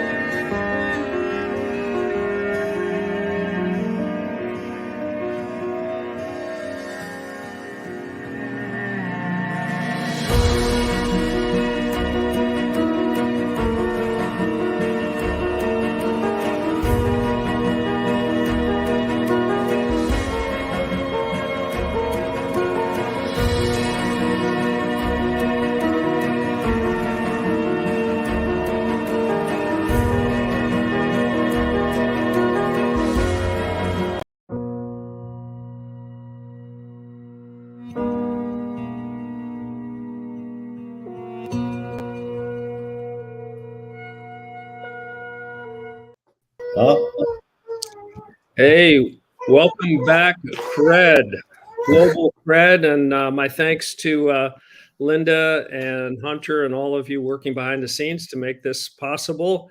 And what a pleasure it is for me to have this panel of stellar American bilinguals joining us from near and far. So we have Sheila Dela Cruz joining us from Cambridge, Massachusetts. Hello, Sheila. Hello, how are you, Steve? How is everyone?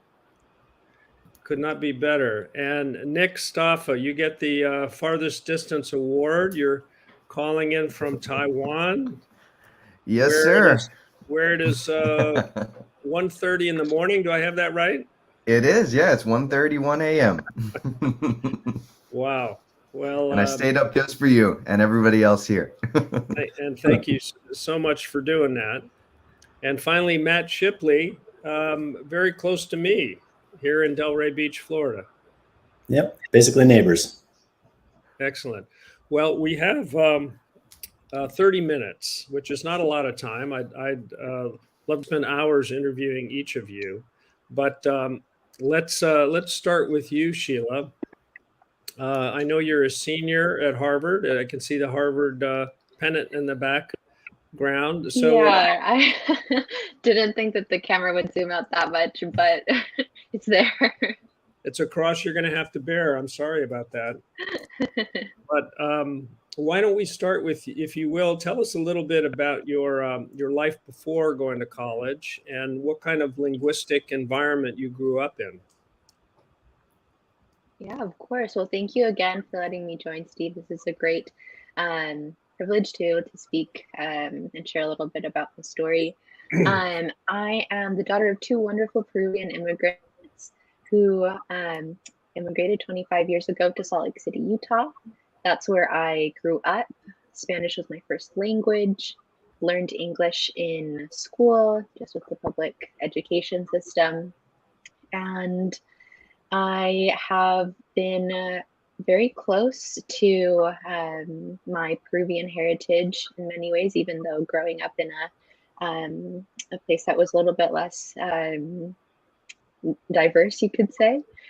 Growing up, though, going through high school, seeing that that was a more important part of my identity as well, being Latina, and then even more so in college as well. And so that's been a great place now where I've found good people who have encouraged me to just embrace my heritage. And I have enjoyed taking courses in Spanish, improving my academic Spanish, being able to write as well. And it's been an important part for me over my short life so far. You and I were introduced through a professor that you have at school there, Maria Luisa Parra. Can you tell us about her course? Yeah, of course. Profe Parra is incredible. I have so much admiration for her. I took her course when I was a sophomore, my spring semester, and this course was essentially for native speakers or students who had some kind of Latinx heritage to be involved as well in the community. And so unfortunately, the pandemic did cut things off a little bit sooner than we had hoped. And so being able to reach out to the community was very limited in that physical sense. But it was a course that encouraged me to reach out to my community while I was at home in ways that were more, in ways that were certainly virtual, but they allowed me to establish ties that were very profound to me and that I continue to have now as well, especially with organizations such as Comunidades Unidas. And it has been a wonderful course for me that's opened up that that path. So Harvard, like most colleges, has had traditional language classes for many years, but Maria Luisa Parra started a heritage language for people like yourself who come to class with more proficiency generally in listening and speaking, but maybe lacking in reading and writing. Is that true? I would say that's fair, definitely. My academic Spanish has definitely improved since being able to take her course. Mm-hmm. And I was reading your bio, which is available on the Global C.R.E.D site, and I was kind of intimidated. You've already accomplished, it looks like, 10 years of work, and you haven't finished school yet. I feel like I'm a laggard here, but including in your experiences, you've already been a medical interpreter. I still love to interpret, yes. Mm-hmm. And you plan a gap year or a bridge year after graduation. Um, Two questions: why are you doing that, and what will you want? What will you be doing? Yeah. Well, first, I also just want to recognize, Steve, you are a giant in your field. So hearing that you say that about me, truly, that means the world. Second, about my gap year, my decision for that. And so my decision for a gap year between now and medical school really comes from recognizing this need for growth and reflection after having had such an I don't know, like a packed or a kind of like densely packed experience through college over these past 4 years, and even more so with the pandemic. And I think that so many times students are and youth are encouraged to just move on to the next step and go from there in a very quick manner. But I think that for me, like my personal choice, being able to take this time and really reflect on it in a way that gives me a little bit of time and space for at least one summer, that's what my goal is. And so over this next summer, my goal is to return back to my home state and be involved still there with the organizations that I've grown to love, including Comunidades Unidas and Malige, and continue to be involved in the community setting such as that, perhaps with the pandemic travel a little bit, and then see from there as well what other job opportunities are available for the following year and then medical school. Very good. So you'll take at least a year off, That's and correct. yeah, and you'll be working and using your language skills. Yes. Yeah. Gap years or bridge years seem to be becoming increasingly popular, and we did an episode on America the Bilingual on them, including Global Citizen Year. And do you find more of your classmates are also interested in doing that? I do actually. Many of my friends who are also on pre-med tracks and even not on pre-med tracks are taking 1 or 2 years at the very least before going on to graduate programs. Mm-hmm. Glad to hear it.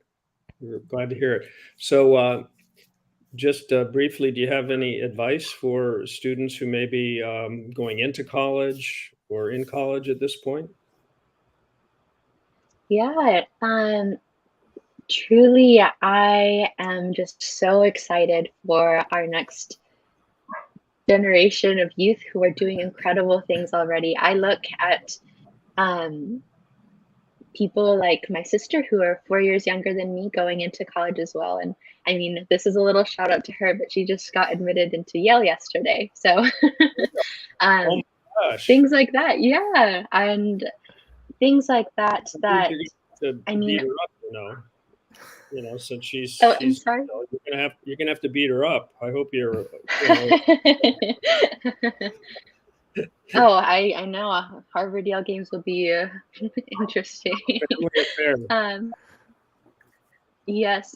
But I see our wonderful youth and my sister and her friends, and just seeing them be especially so involved with their communities and activism, and using, like, I see my sister using her talents as well with Spanish, and seeing her involvement for advocating for immigrants' rights. I know that that's been a huge interest of hers, and that makes me so happy. And I see that with, I don't know, I know each individual has their own path. And so I'm just really encouraging all of the youth right now who might be watching to just to keep exploring their passion. I mean, a school definitely isn't going to define where you go, but know that there's just so much that that can go into your futures just by following and pursuing those passions. So yeah, that's just all I would like to share. Very good. Very good. Thank you. Well, stay with us, and we're going to move now to Nick. It looks like you're still awake. I appreciate that. Why don't you go next, and let me ask you kind of the same question I asked Sheila about tell us about your linguistic environment before you started college and high school and so forth.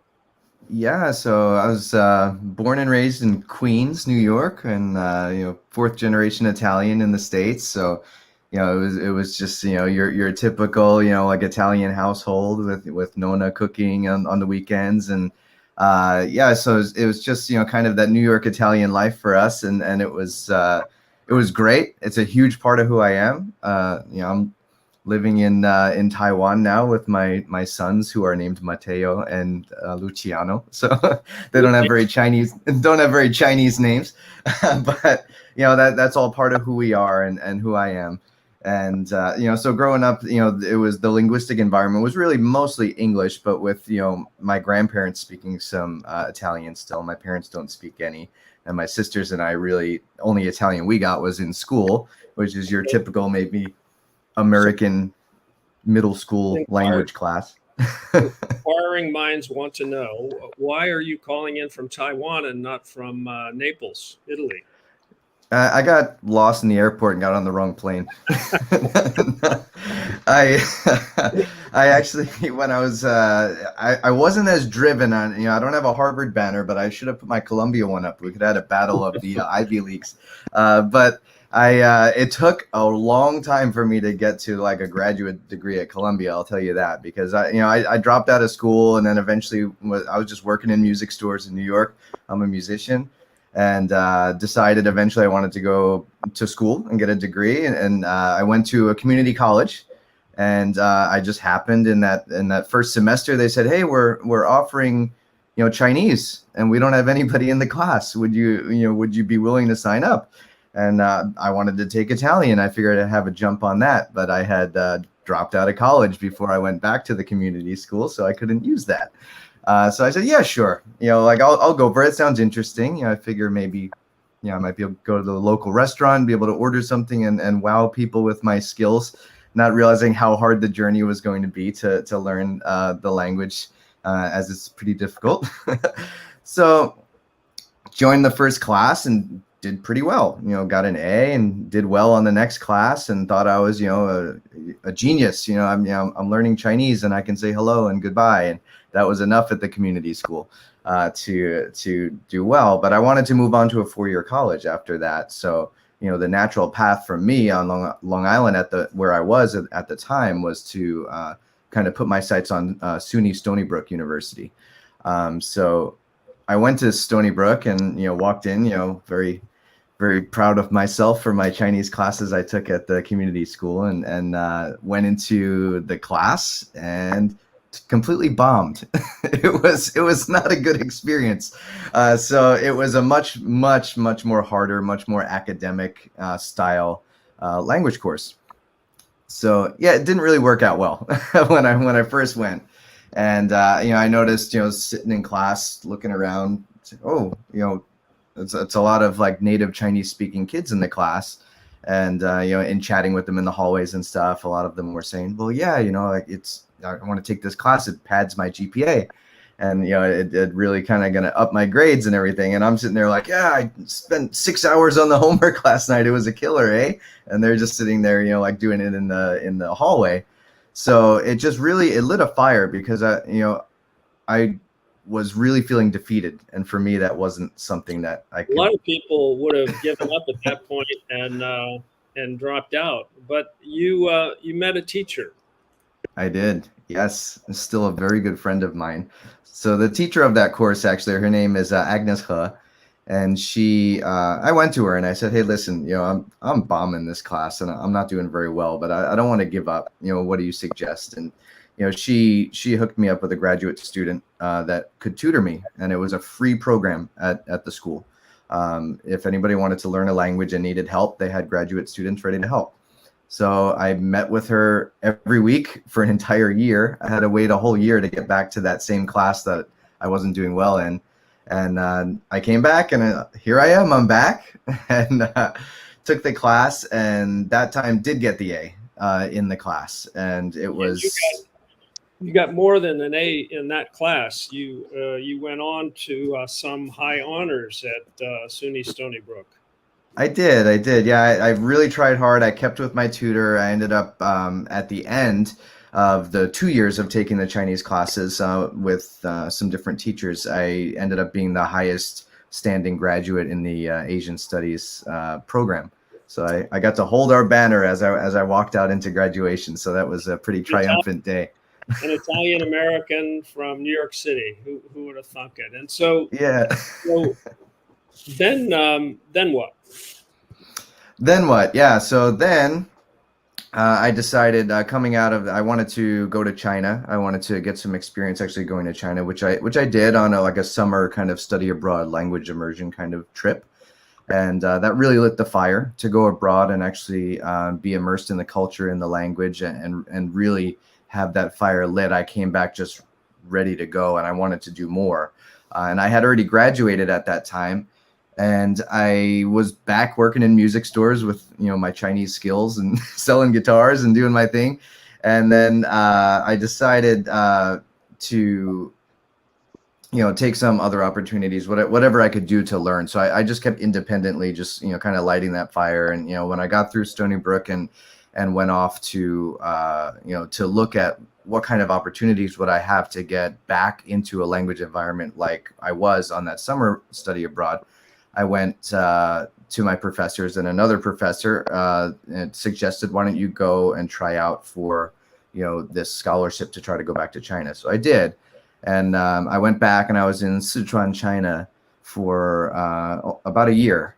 And when I was there, I happened to stumble across somebody that I thought was quite interesting and beautiful and nice, and wanted to get to know her more. And she was studying abroad there from Tennessee, and I was studying abroad from New York. And she had quite an interesting background. She is Chinese, but had been adopted by a family in the US, actually, when she was a kid. So she was there learning Chinese as well. And we went back to the States after that study abroad and had a long distance kind of romance between New York and Tennessee. And I ended up to move down to Tennessee.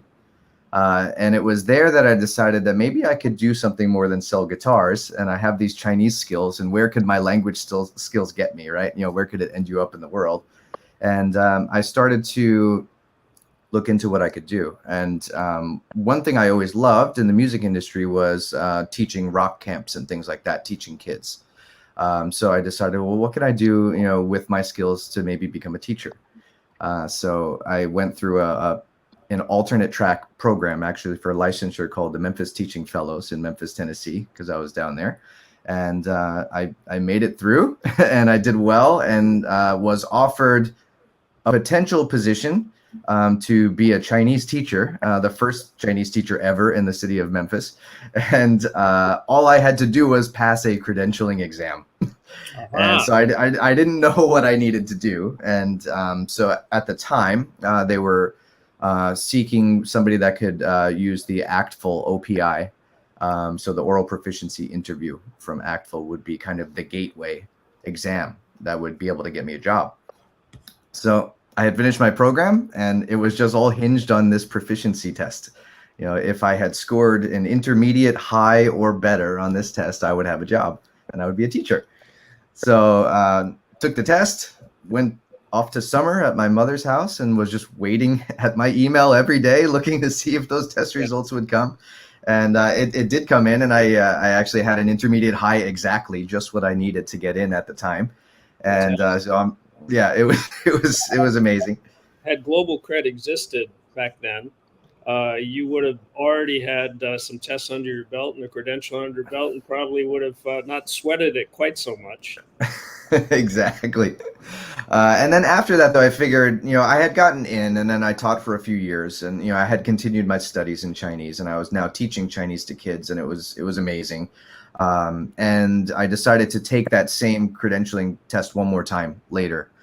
Because I wasn't happy that it was saying I was intermediate.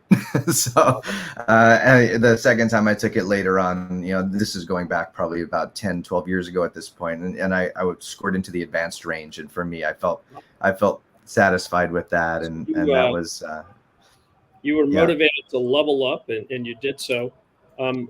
Nick, we could go on and on, but since we just have a little bit of time, let me go to the question about why are you teaching in Asia and not in the United States? So you get paid a whole lot more money, and what about the lifestyle? I do get paid more here, and the more I stepped into leadership, and the window to that was my language skills.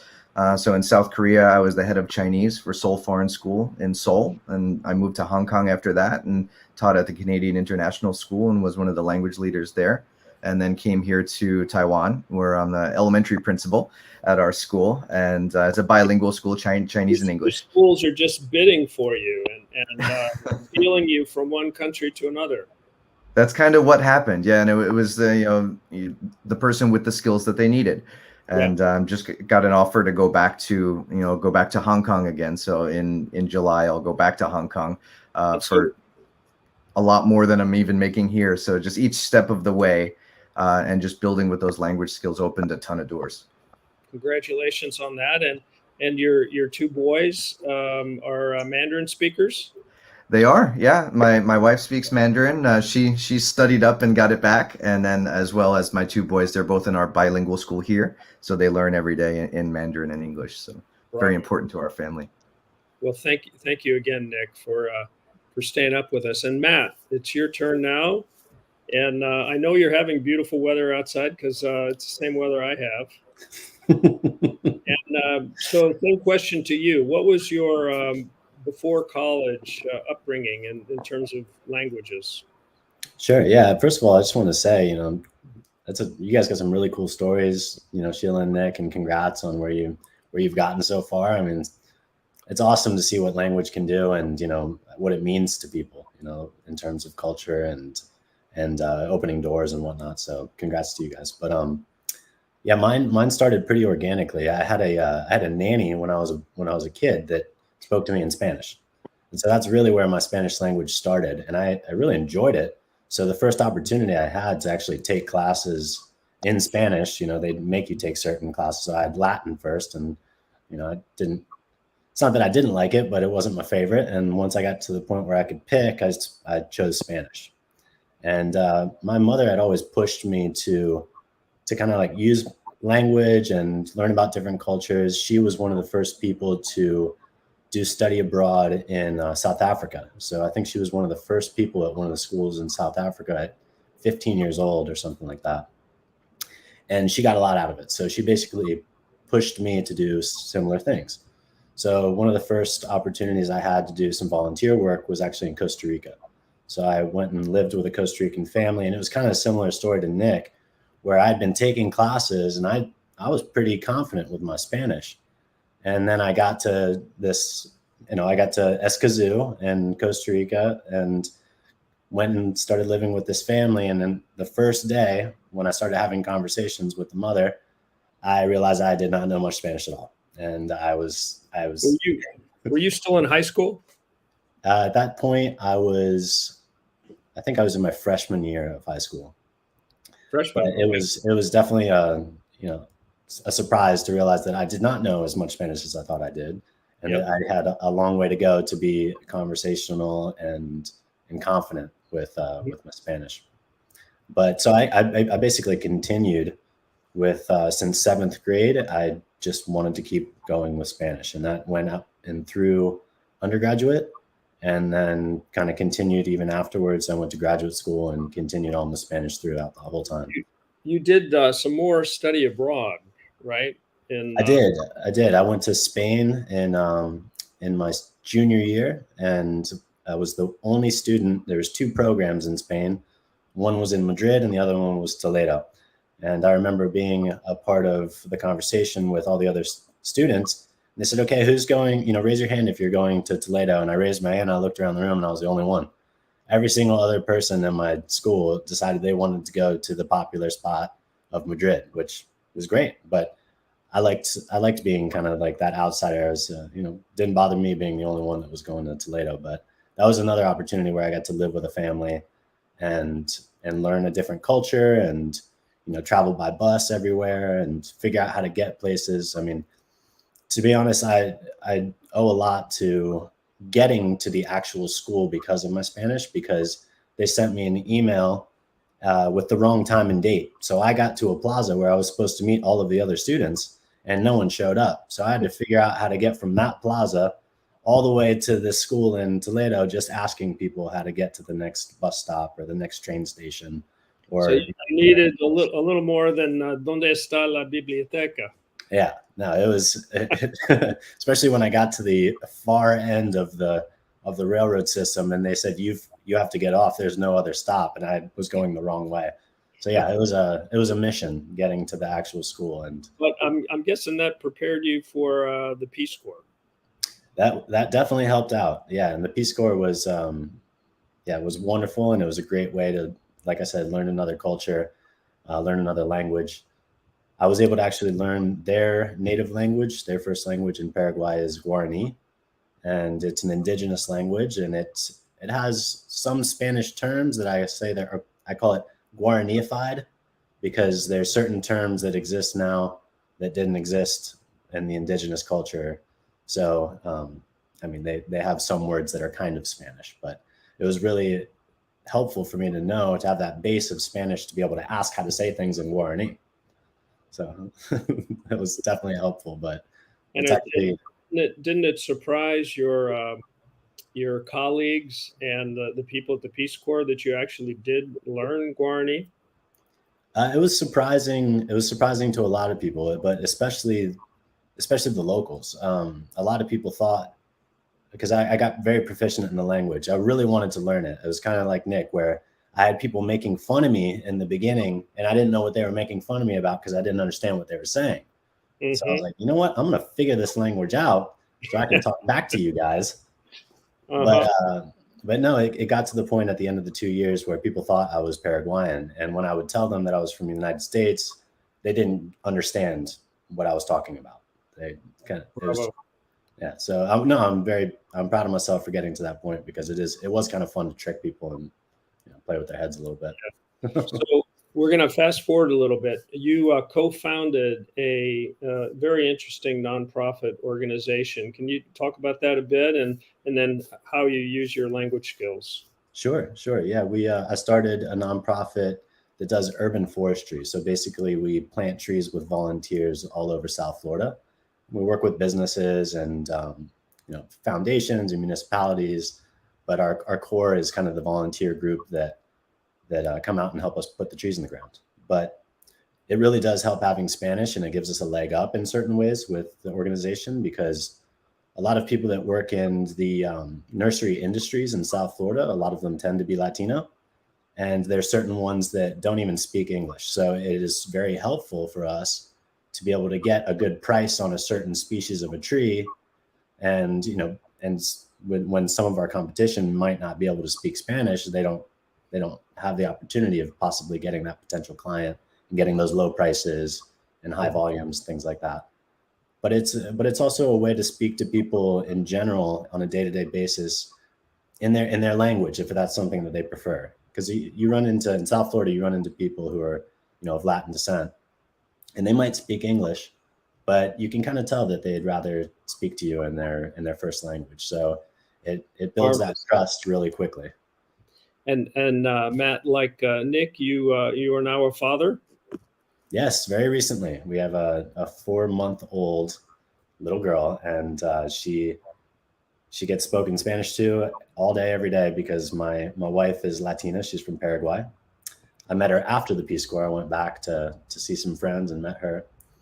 And yeah, so Katie is growing up not just bilingual, but I speak to her also in Portuguese and in Guarani regularly, so that she's hearing all of those different languages on a consistent basis, and will kind of be able to relate them to whatever situation is happening. So hopefully she enjoys it as she grows up. That's fantastic. Well, Sheila, Nick, and Matt, you are exemplars of American bilinguals. You're representing the United States so well here in this country and abroad.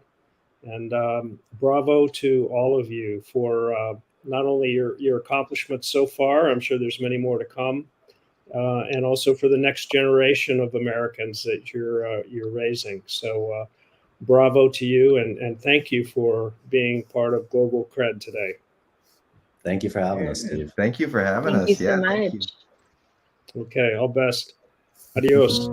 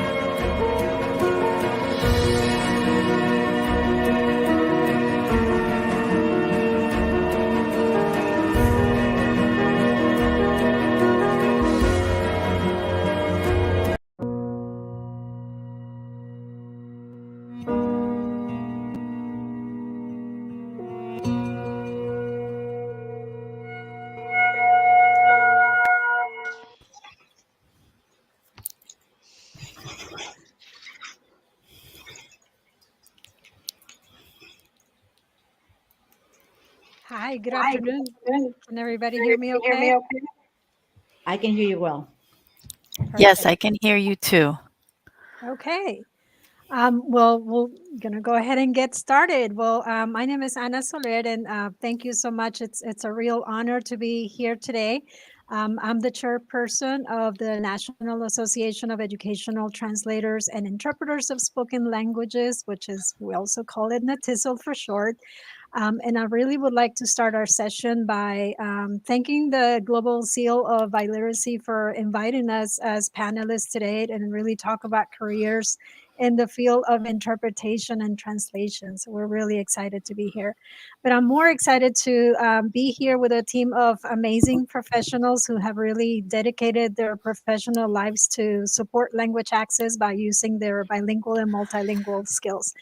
So I'm going to introduce them very shortly because I can't wait to hear what they have to say. And really after their presentation, I want us to feel free to ask any questions about prerequisites, about requirements, about paths to certification, and really, qualification of interpreters in their respective fields. So we really want this to be an opportunity to learn how to use your bilingual and multilingual skills to bridge those communication gaps that we have in our communities. So welcome to our panelists. I'm going to start by introducing Jessica Sanchez. And Jessica will be speaking to us about interpreting in education settings. So Jessica is the proud owner and founder of NWA Bilingual Solutions in Northwest Arkansas. And her business offers interpreting, translating, notary public, and marriage officiating services in both English and Spanish. How cool is that? She is also a board member and treasurer for NATISO. And she's part of the Rogers Public Library Multicultural Inclusive Initiative. And most of her work is in the educational field as an Arkansas credentialed interpreter, interpreting and also co-facilitating the Arkansas Bilingual Interpreter Credential in Education Training course. And actually, Arkansas is right now the only state that provides a credential for interpreters in education that is recognized by the Departments of Education and Early Childhood. So welcome, Jessica. Glad to have you here. And then we have Maria Alicia Calzado. Maria will talk to us about the field of medical interpreting. And Maria was born in Mexico City and has a bachelor's degree in marketing from the Instituto Tecnológico de Monterrey.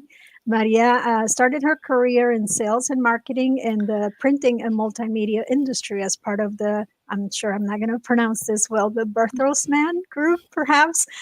She trained as a facilitator and mediator to support with personnel training and continued her career in the financial and credit sector.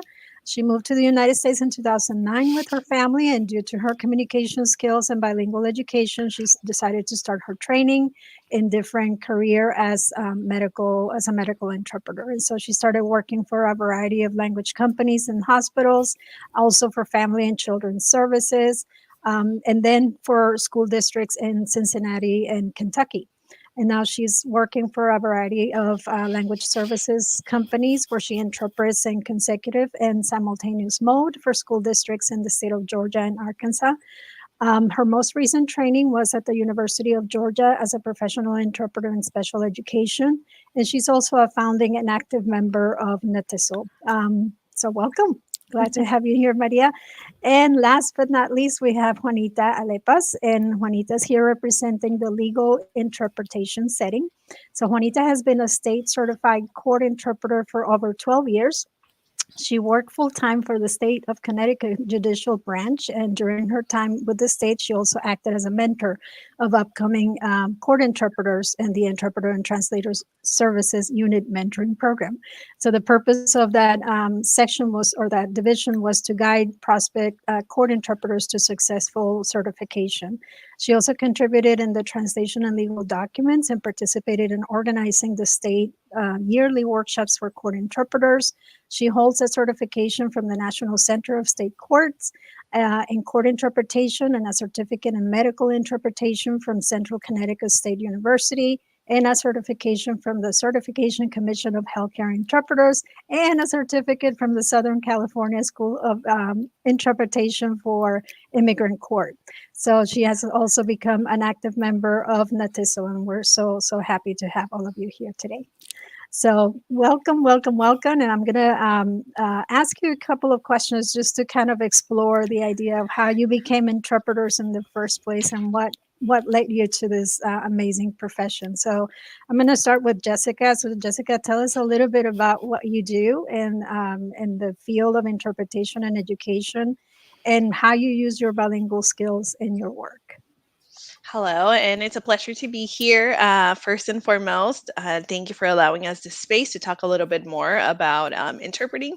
In my case, especially in the educational field, there's a lack of knowledge and training in my field, so it is very hard to really validate our profession as well.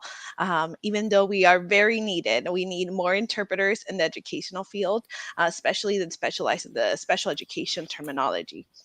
I am a remote interpreter. I work from home and I interpret to several states from my house, and I do 90% of what I do is special education. There is so much to do and so much to know. I started actually working as a medical assistant a few years back, and I worked in the pediatric mental health area for about 8 years.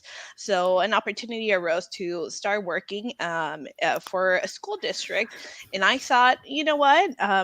With my background in interpreting in the mental health area and pediatric, I have this. I got it. I got it. The first meeting, I was in tears pretty much, realizing that the terminology was like beyond my area of expertise. Then I started looking for trainings, and there was really nothing.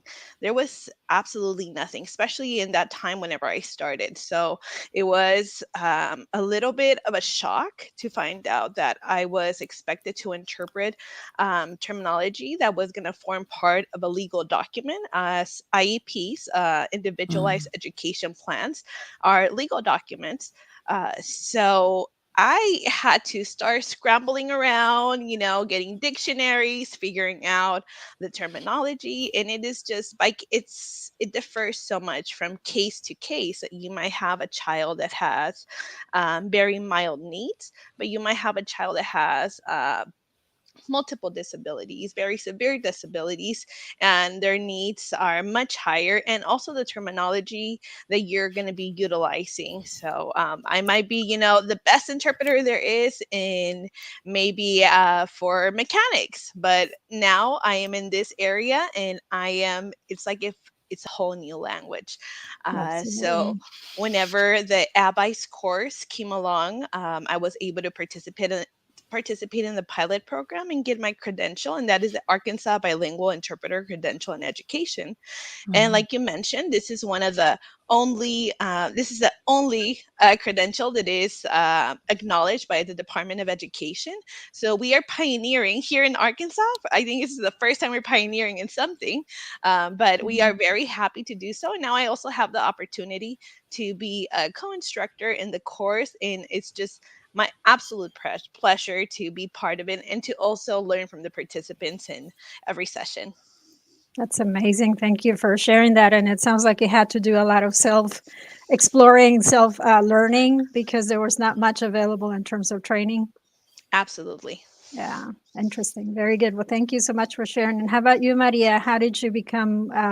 I know I read a little bit about your bio and how you came about the field of medical interpreting, but what were some of the steps that you had to take? I would say that being a medical interpreter was part of a. Can you hear me all well? Okay, was part of my um, upbringing. Because every time, I mean, I went to high school in the U.S. I forgot to mention that. So I had all the grammar, everything. Even my peers were like, "Why is she getting better grades in grammar than we are?" And she's not speaking it. I only needed that step, the speaking part. So once I started speaking it, like all of you have experienced, it's like a switch. You speak Spanish, you speak English, and you can combine at the same time, speak at the same time with both languages. So I experienced every year a group of doctors would come to Mexico. My parents were part of the Rotary Club, and every year they would come for like give free services to a specific town that all the people around the town knew about this, so they would walk to the town to get those services. And we always hosted one doctor, and then every morning we would go to the site where doctors were offering services to the people, and we were interpreting to these doctors. And I never knew, like I never thought of it as a career. Then I moved to the States with my family, and I didn't work because I was with my kids. But I don't know if you have experienced that. There's always a place where somebody needs interpretation. So I would be going to a school, and a person was trying to communicate, and I'd be like, "Oh, I can help you out," and I would be helping them out without thinking all the process of being an interpreter. Then we moved to we had an opportunity to go to Cincinnati, and Cincinnati, oh my God, the population, the Hispanic population is very high. So and I found out there was a course called Bridging the Gap, and I said, "Oh." maybe I should prepare myself. Maybe I think this is my calling. So I prepared myself for Bridging the Gap. I took the course, and the company that gave us the course also hired me. And they didn't know, and the surprise that I had, it was, I think my first assignment was a school interpretation.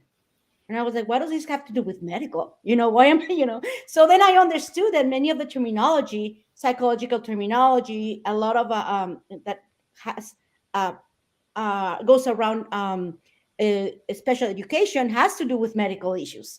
So then I would get an assignment to go to a hearing at the people, at the Family and Children's Services.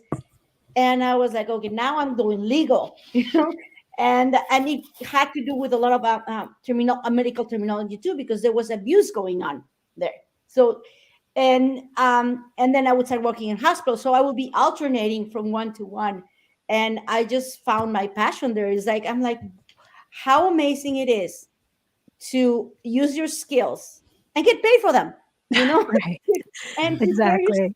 and you preparing yourself. And all I would say, that right now I'm doing a lot of medical, I'm doing a lot of educational, I'm doing simultaneous for organizations, for, let's say, they have an organization that's the Empire State Children Care for Children, like for care, how you say, like, care centers, children care Okay. centers.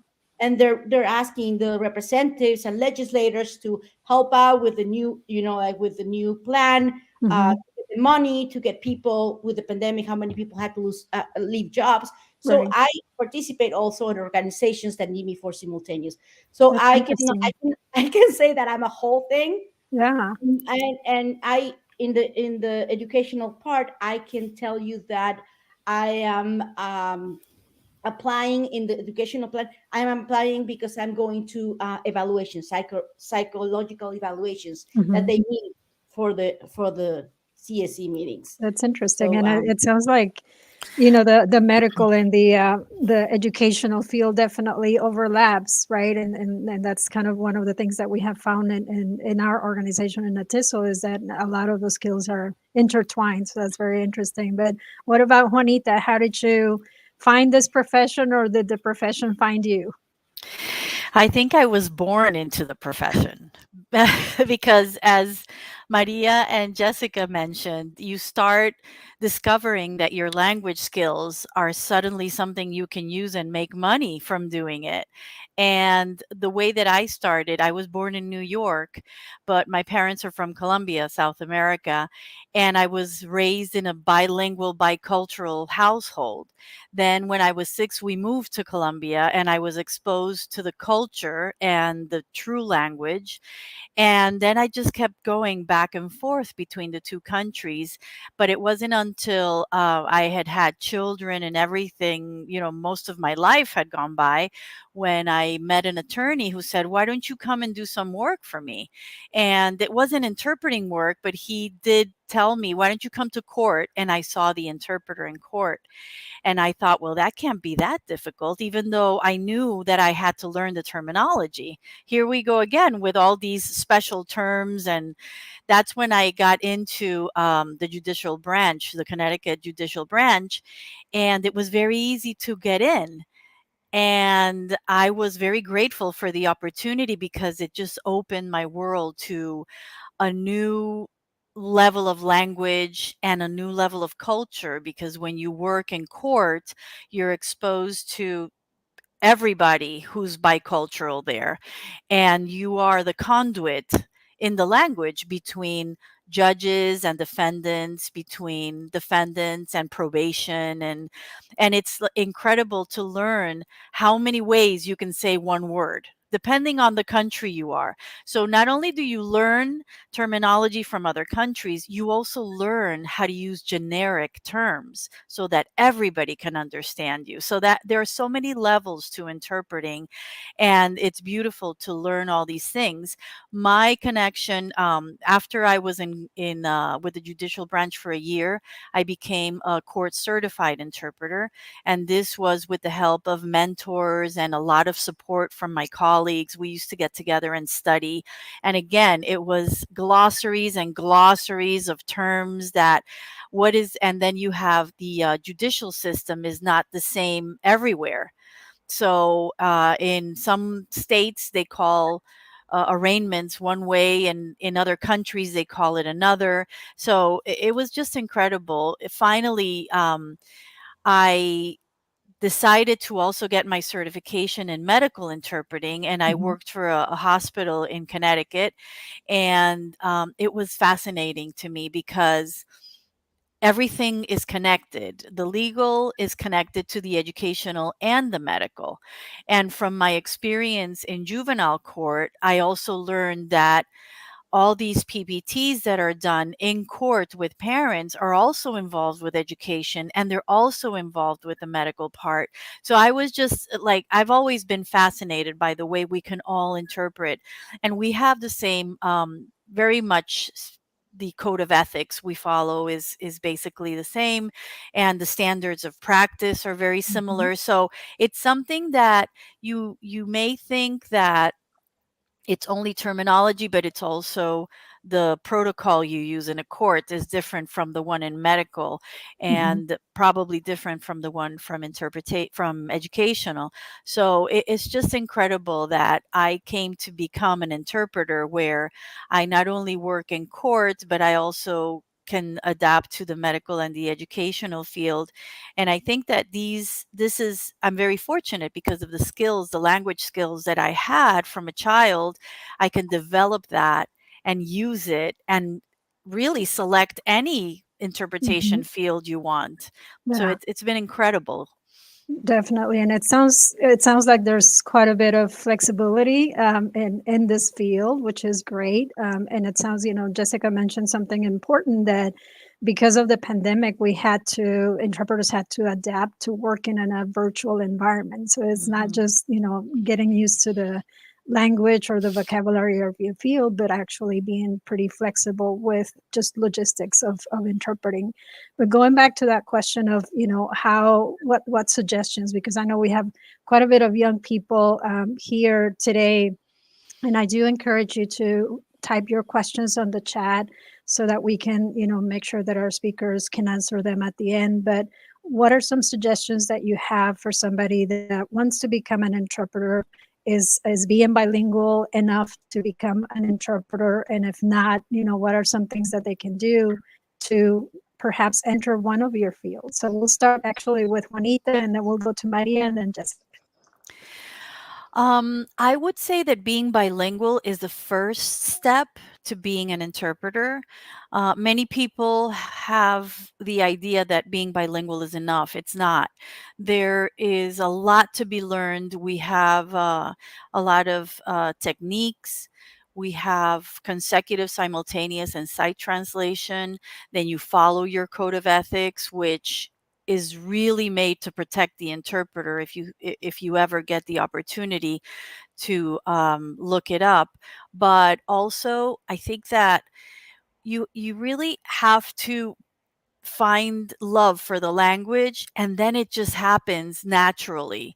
So to be certified in court, you can even go and sit in court, because all courts are open courts now. Maybe because of COVID there's more limitations, but you can always sit in a courtroom and see what's being said and try to understand the process. And then you start looking up your terms, and you start kind of following what they're saying in your own language. So it's good exercises. And then in the medical, you can always find, there's two organizations that are national, and you can look for certification. And everybody is all these organizations have great resources that you can use. Same in the NATISL website, we have a page of resources that is not only in Spanish but in other languages.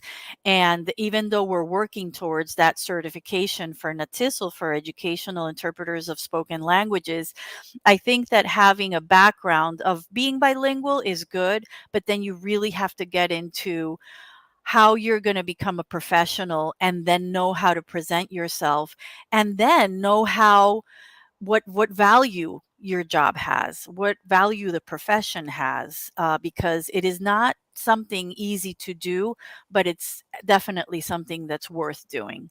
Absolutely. And I'm sure, I know personally is very rewarding, very challenging, but very rewarding as well. So good. Thank you. And Maria, what do you think? What are some things that, students can do to become a medical interpreter? Well, just like Juanita said, not because you speak, you're bilingual, you can interpret for anything. So you can, but you would have to get prepared for that. You have to see what are the rules, how does it work. I have experience with medical interpretation, that I've been going to appointments and I see people who have not taken any kind of training. So it's a lot of repetition of the patient is saying, the doctor is saying, that they're not familiarized with what to follow. So prepare yourself, practice every time, practice, get even if you're certified, even if you're already prepared, continue preparing, because there's always new terminology, there's always easier ways to interpret. Do not be afraid to say, could you repeat that, um could you say it in a more colloquial language, so the parent and interpreter can understand what the doctor is actually saying. Do not be afraid, and like one of my great teachers taught me, uh sit by the TV, Mhm. listen to the radio, and every time you hear people speaking, try to follow what they're saying, and you will have no idea how good you can get it simultaneous as well. But to the young people that are listening to us, are watching us, and they might say, will I be ready for this? It can be a calling. It can be, oh, you know what, some people, I'm going to tell you, if you're in college and you need a job, it's a perfect job while you're in college. But I will also recommend that you prepare yourself, so you know what the code of ethics are, to be professional on the business, and respect uh, the other interpreters that are with you. Mhm. You're not coming there, they're not taking your job. We all have the ocean is full Yeah. of so no one's gonna take your job.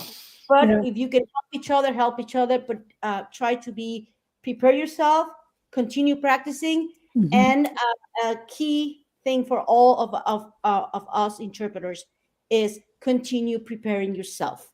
Mhm. Okay, continue education. If you see something that might be offered, take it.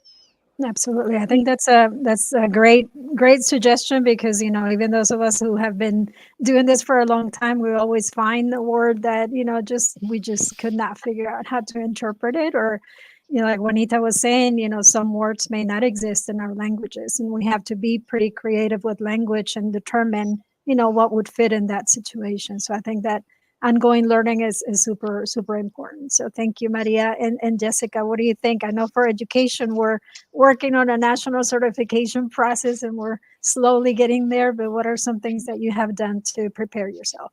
Slowly but surely, we're getting there. That's for Yes. sure. As an in the nation, we're working on that. But now, if you happen to live in Arkansas, we do have the credential for the Arkansas Bilingual Interpreters Credential in Education, the ABICE course. So if you happen to be from Arkansas, that is available to you. Um, Now, professional development, like it was mentioned by Maria and Juanita, is something that you want to continue. Language is alive. Language continues to change. So we want to make sure that we also continue educating ourselves. The slang, I mean, we have to interpret slang all the time. Sometimes, curse words too. So we have to stay up to date in all of that language, because, as it was mentioned, we are the conduit. We want to make sure that the message that is being relayed, we keep it intact. We're just the voice, so we want to make sure that if there's frustration, we're being able to relay the frustration.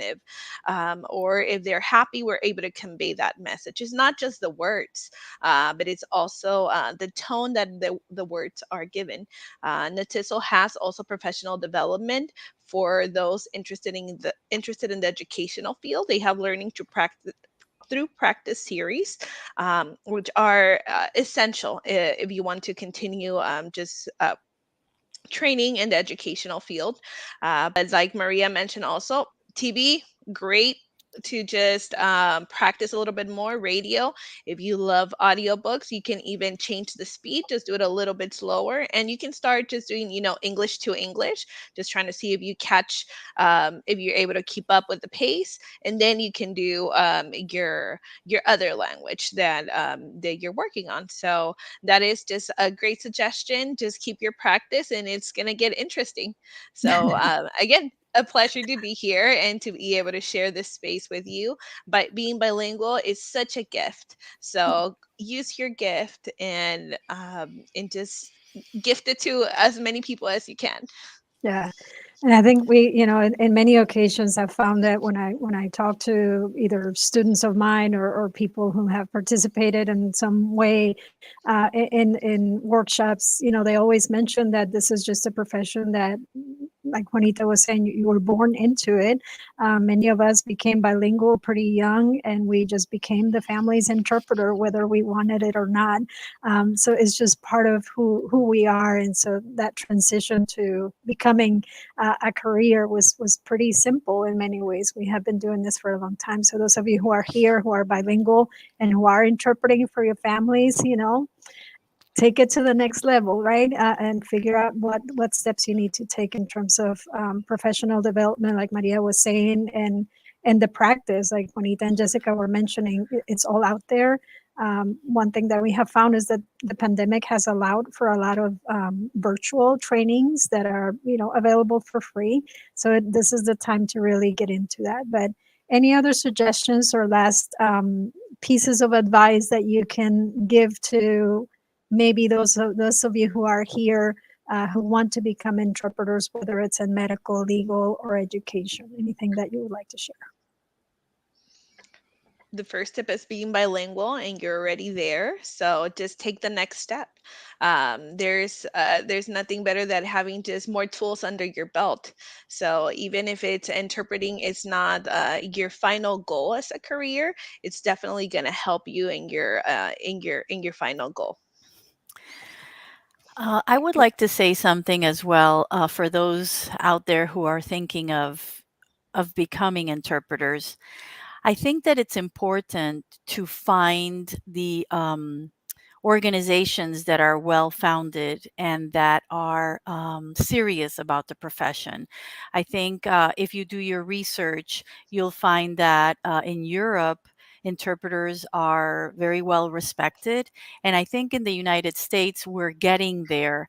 But what I find is that people tend to get discouraged because the first agency that approaches them doesn't offer good pay, doesn't offer training, doesn't offer any respect at all. So when you're looking for a job as an interpreter, after you've had your training and your maybe not your certification, that may come later. But when you're looking for jobs, make sure that it's a credible and reputable organization. um, you will see the difference between organizations that value interpreters and language services, and you will find organizations that just have what I call centers for different languages. That there's a big difference, and the interpreting and translator professions are respected professions, and so we take it very seriously and we defend it to heart. Many of us are very passionate about our profession. So, if you're considering the interpreting or translating profession, make sure that you take it as seriously as the rest of the professionals in this field take it. That's And an another, excellent suggestion. Yes, Maria, go ahead. and another thing that I wanted to mention is that, remember, if you're interpreting, you are, even though you might be an independent interpreter, you will be representing a company, and your image represents the company that you work for. So you have to be, like I said, like Juanita said, try to find an organization or a company that will train you, because you can see really low pay jobs for interpretation, but if you see those companies, they don't have any training. It will be like a training for you to get more training.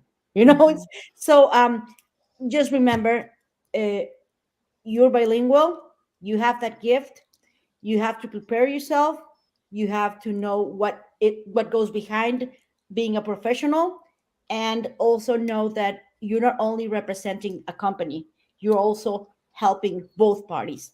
You're helping the doctor, you're helping the patient, you're helping the mother, you're helping the school. So you have to know that you are their voice, you are representing yourself and the company that's hiring you as well. That's interesting. That's a very good point as well, for sure. You're representing many, many different people in one place, but feel free to write your questions, like I mentioned. But a couple of things that I wanted to just summarize, just as we get close to the Q&A part of our conversation, is that, there is a difference between being an interpreter and translator. And so we haven't really talked a little bit about translation, which is actual rendition of documents in another language. We have been focusing on the interpretation, which is the oral rendition of messages. And so to become a translator, that there is a process, there is a national organization, the American Translators Association, that does provide a certification, but it's not specific to medical or legal or education, which means that, like Maria and Juanita and Jessica are saying, we do need a little bit more training to be able to really focus on translating documents, which is a whole different separate skill. Some of you may be pretty comfortable speaking in another language and feel pretty comfortable transferring information from one language to the other, which is not easy, but perhaps the writing part is not there, right? And so you may not be able to do the translation until you get better and better. So, definitely keep on looking for trainings, take advantage of what's out there already, find a mentor. We're always happy to answer questions and help you and guide you into, what resources are out there. But all of us started somewhere. None of us, were born, knowing how to do this. So, we all got a little bit of help along the way. But I want to see if there are any questions for us before we wrap it up.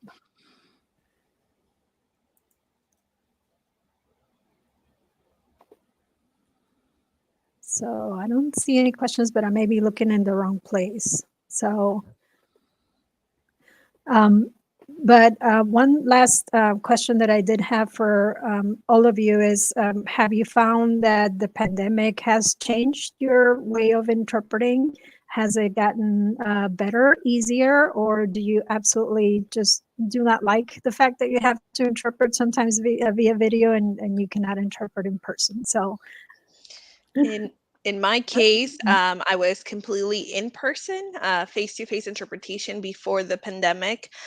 With the pandemic, I was actually working for a school district, so the instruction just shifted to remote, and I have to just kind of, jump in and figure it out.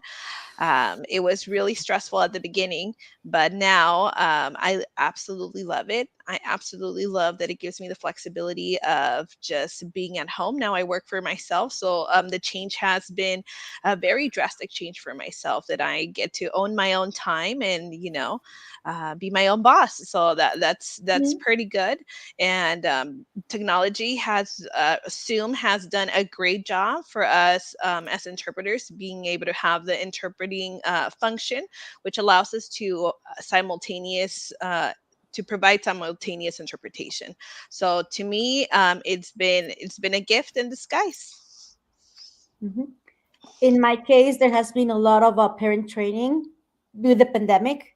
So I've been having the opportunity to give seminars by the New York State Educational Department, and it's Department of Education, to train parents and see how they can help their kids, because now we're dealing with a lot of mental issues with students, talking medically.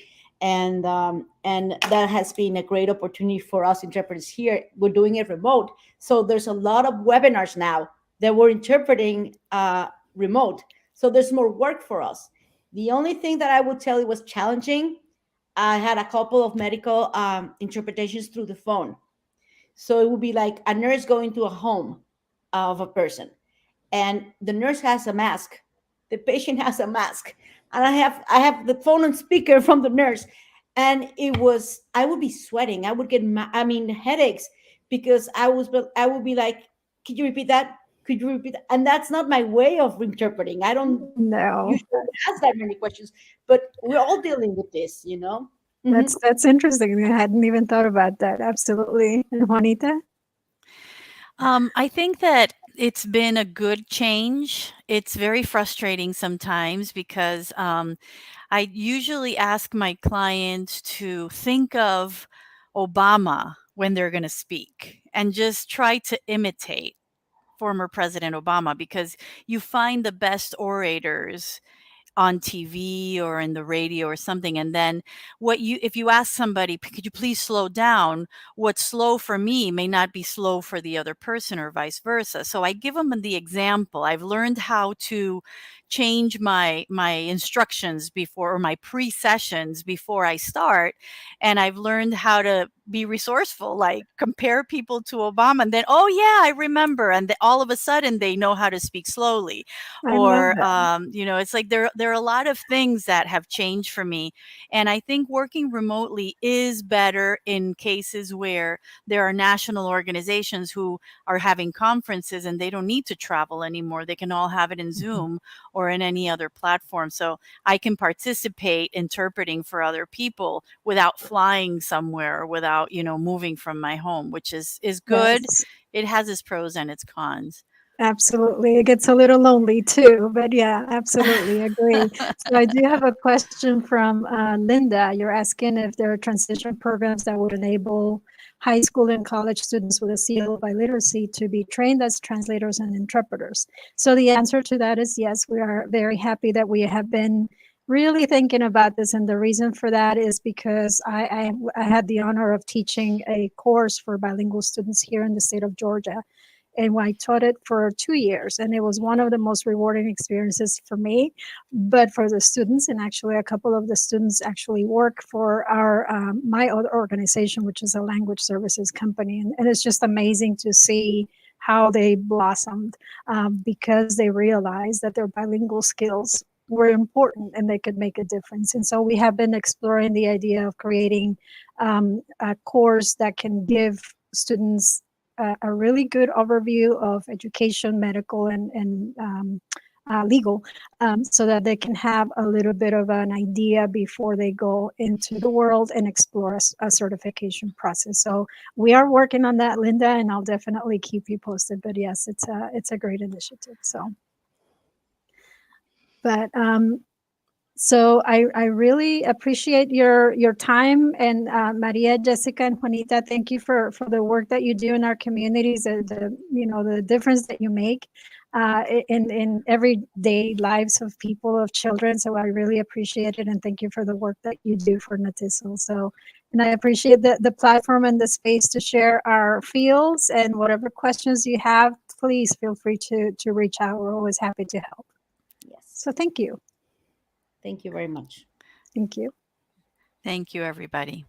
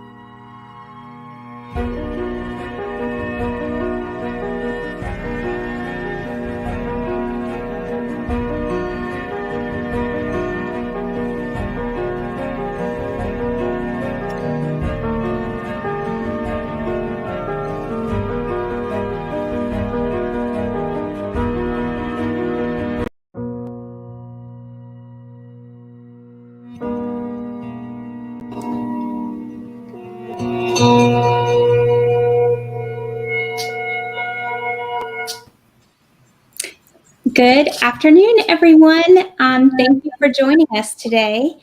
My name is Dawn Samples, and I am here with my dear friend and colleague, Aziz Evinghanım.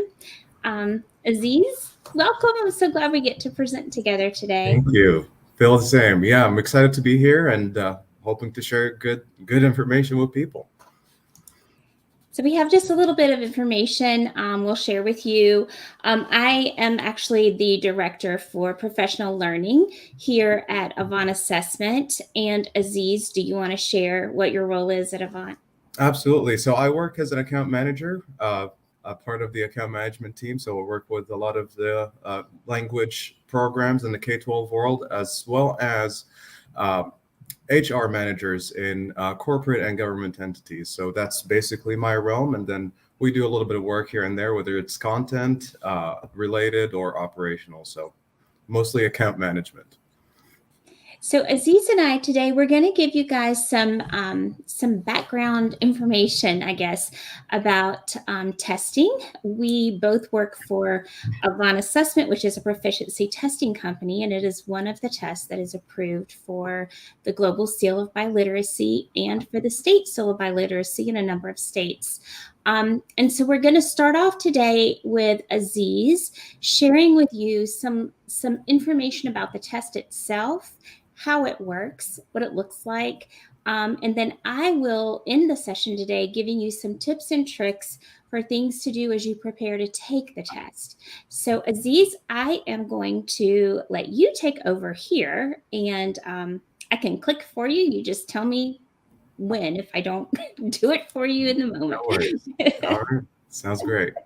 Well, thank you for the intro. I do appreciate it. So let's jump into the next slide. Whoop. Here we go. So as Don mentioned, so we're a language assessment company and we do a lot of work around testing. So right off the bat, we just want to understand the differences. There are many types of assessments out there, but there are three main ones and they all funnel into the language acquisition process. And the first type called is achievement testing, which measures the test taker's ability in using and repeating certain elements that are taught at a particular level. And then we have performance testing, which measures the test taker's ability in using a language in a limited and a rehearsed and a controlled situation. IPAs, or integrated performance assessments, are a really good example for that.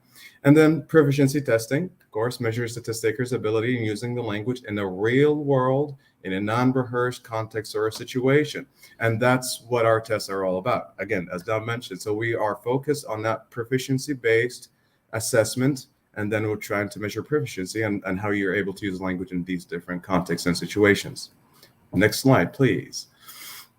So we have to agree on certain things and on why assessments are important. So the first thing to mention is that it helps us draw a baseline on where you are in terms of your language and your knowledge of the language and how you're able to function.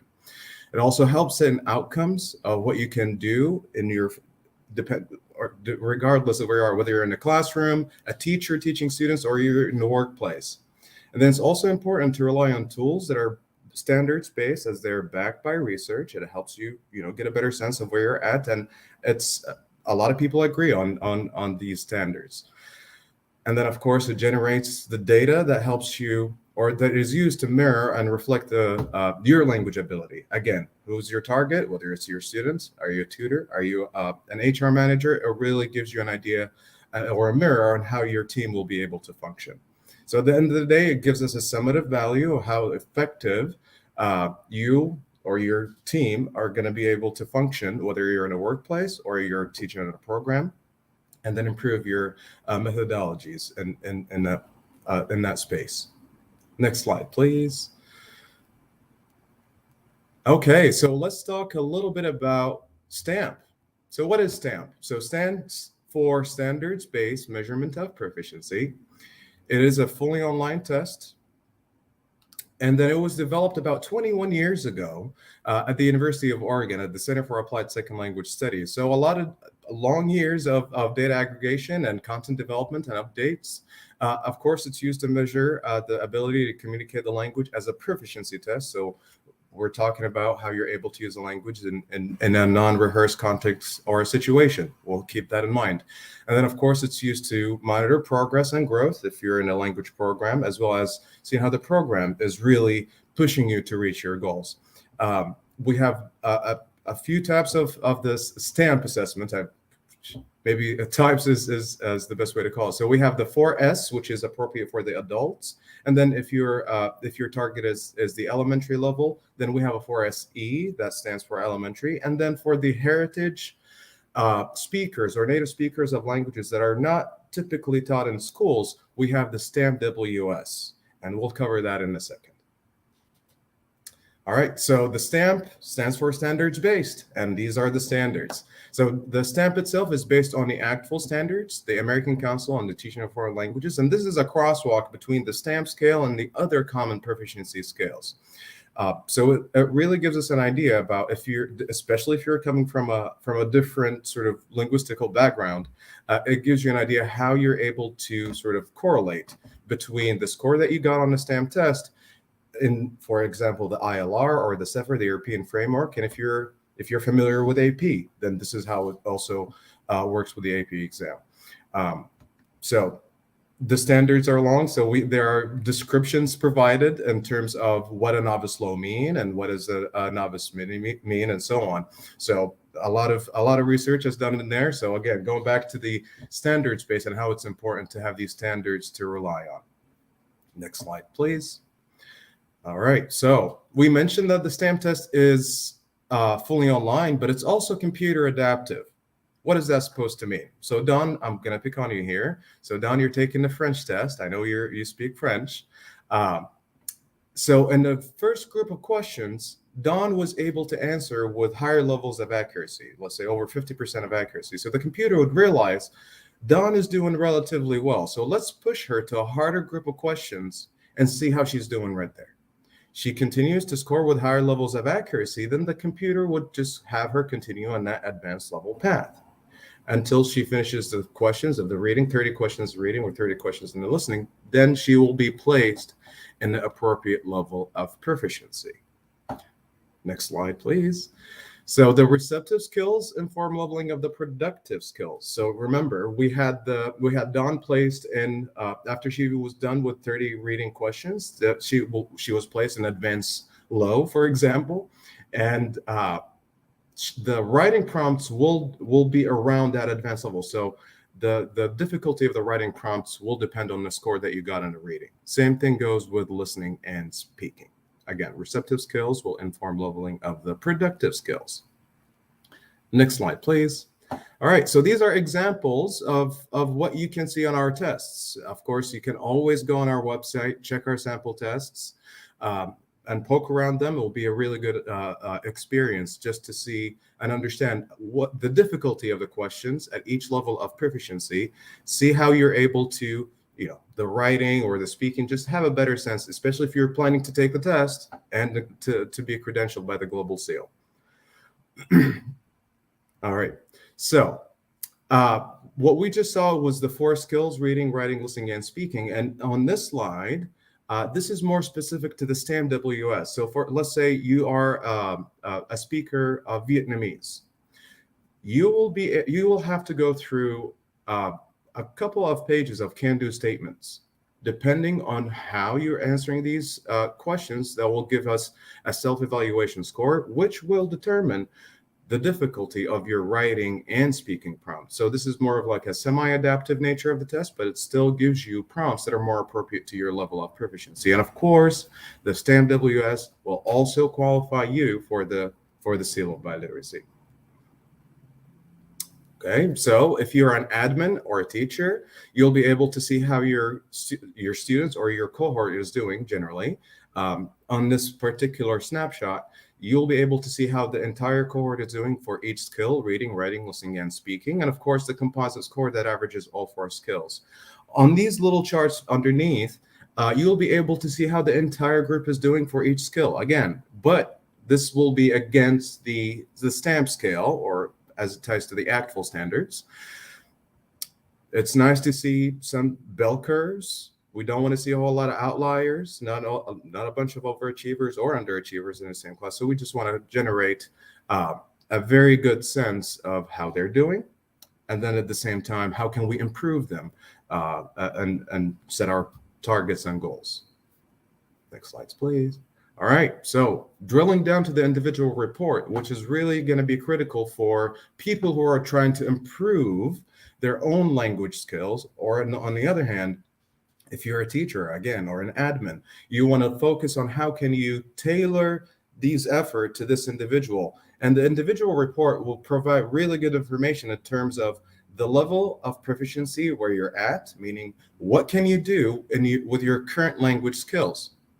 And then tailored feedback, suggestions on the other column. I think, Don, would you go to the next slide? Yep, it's zoomed out. All right.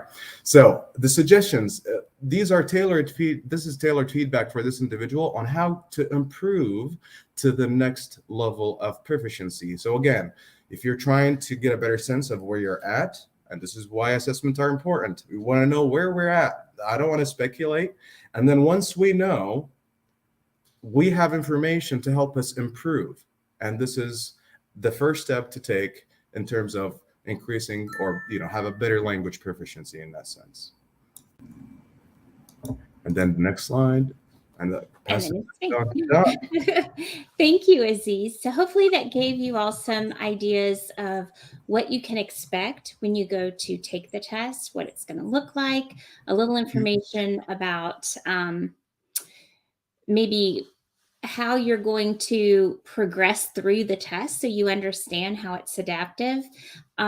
I'm going to talk to you a little bit about, now you have some idea about what the test is and what kind of information you're going to get back from the test. On the front end of that, how are you going to prepare for the test? So I'm just going to give you some simple things to consider. They may be simple to consider, but they might not be as simple in practice. So just know it does take some elbow grease to get in there and do the work that it takes to practice so that your proficiency levels can increase. So the first thing that I'd like to suggest is for you to use the language as much as possible. Let's say you know that you're going to be testing in April, for example. You don't want to wait until April 1st to start practicing and brushing up on your language skills.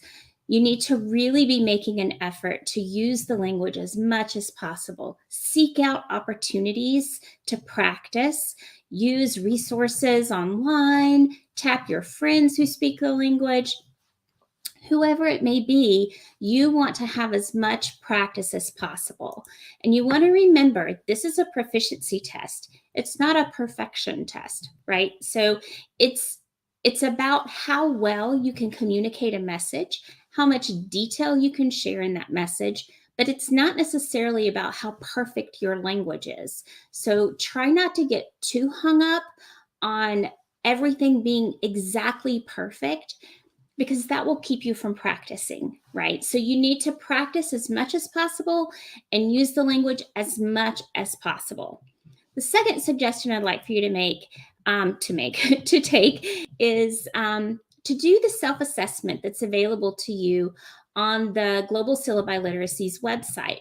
This will give you a little bit of an idea of maybe what range you're going to fall into for the proficiency levels, and it might help you then set some goals. So I can put, well, I'm not sure if I can actually type. I can't type this in there, but maybe Hunter or someone else can plug in the link to the Global Seal self-assessment page in the comments for you guys. This is a wonderful tool. It's not, it's a self-reflection, basically. It's not going to be like an official test, but it's a great way for you to begin to identify what skills you feel competent doing. Once you get some of your results back from that, whoops, went too fast. Then you can start to think about, okay, am I within the range I want to be?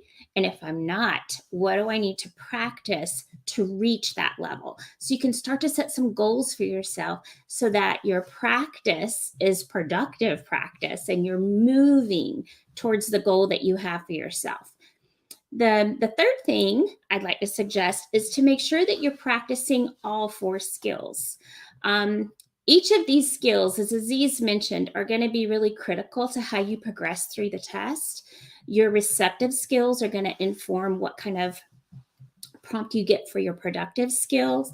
And as we are learning language, these skills are interconnected. So it's really hard to progress and make significant change if you're not practicing in all 4 skills.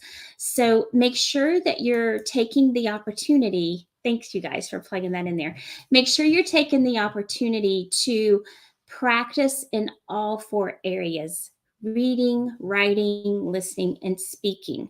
The reason this is so important is that as you are practicing, every time you practice, you are doing a performance in the language, especially if you're in a class. Now, if you are not taking a language class and maybe you're a native speaker or you're learning it on your own, you may not actually be doing performance tasks. You may actually be practicing the language in a real world environment. If you're in a classroom, you may be in a more performance-based type of environment where you're learning what is being taught in class. Either way, when you are practicing in all 4 skills, you are laying down these bricks that are building the foundation for your proficiency level. And so the more you practice in the 4 skills, the stronger your foundation is going to be, and the more consistent your language is going to be when you take this test. So it's really important for you to do that. The 4th thing is when you are focusing on your writing and your speaking, which are both the productive skills, just a couple of things for you to think about when you're practicing. You want to make sure that you're thinking about how clear your message is, because clarity is really important when the rater is going to look at your message. One of the first things they're going to try to consider is, how clear is the message? What can I understand? They're going to want to be able to look for like how complex your answer is, right? How lengthy is your answer? They're going to look for how detailed your answer is so that they can really have a picture in their mind of what it is that you're describing. So the more that you can add detail, the more that you can create this imagery or picture of what it is you're describing or sharing, the greater your chances are that your score is going to go up. If you could consider these questions: who, when, where, why, what, and how, when you are responding, if you haven't answered those things in your response, then maybe your response isn't quite detailed enough, right? Even if you are a novice speaker, you could still put some very simple language down that might respond to these questions, and that is going to provide that additional added detail and complexity. For the reading and the listening areas of the test, you want to be thinking about not getting rattled if you see something and you don't know what it says, or if you hear something and you don't want to know what it means. When you are practicing your language for the purpose of proficiency, the likelihood is you're probably not ever going to know every word that's written or that's spoken. And that's okay. It doesn't keep you from being proficient. So you want to look for, what do you notice? What is highly repetitive? If you don't understand those things that are highly repetitive, what do you understand that keeps popping up around those things, so that you can maybe use different context clues to figure out what the message means? How do these relate to something you do understand? Is there a visual clue? I don't know if you remember some of the examples that Aziz showed had pictures. So sometimes the picture is a visual clue that you can tie in with other words that you see that help you create meaning out of what the text is trying to tell you, right? Look for inferences or references to something, because sometimes, especially when you're getting into those higher levels, the question you may be asked or the answer you have to choose from might not be a direct correlation. You may have to read between the lines a little bit and inference that information.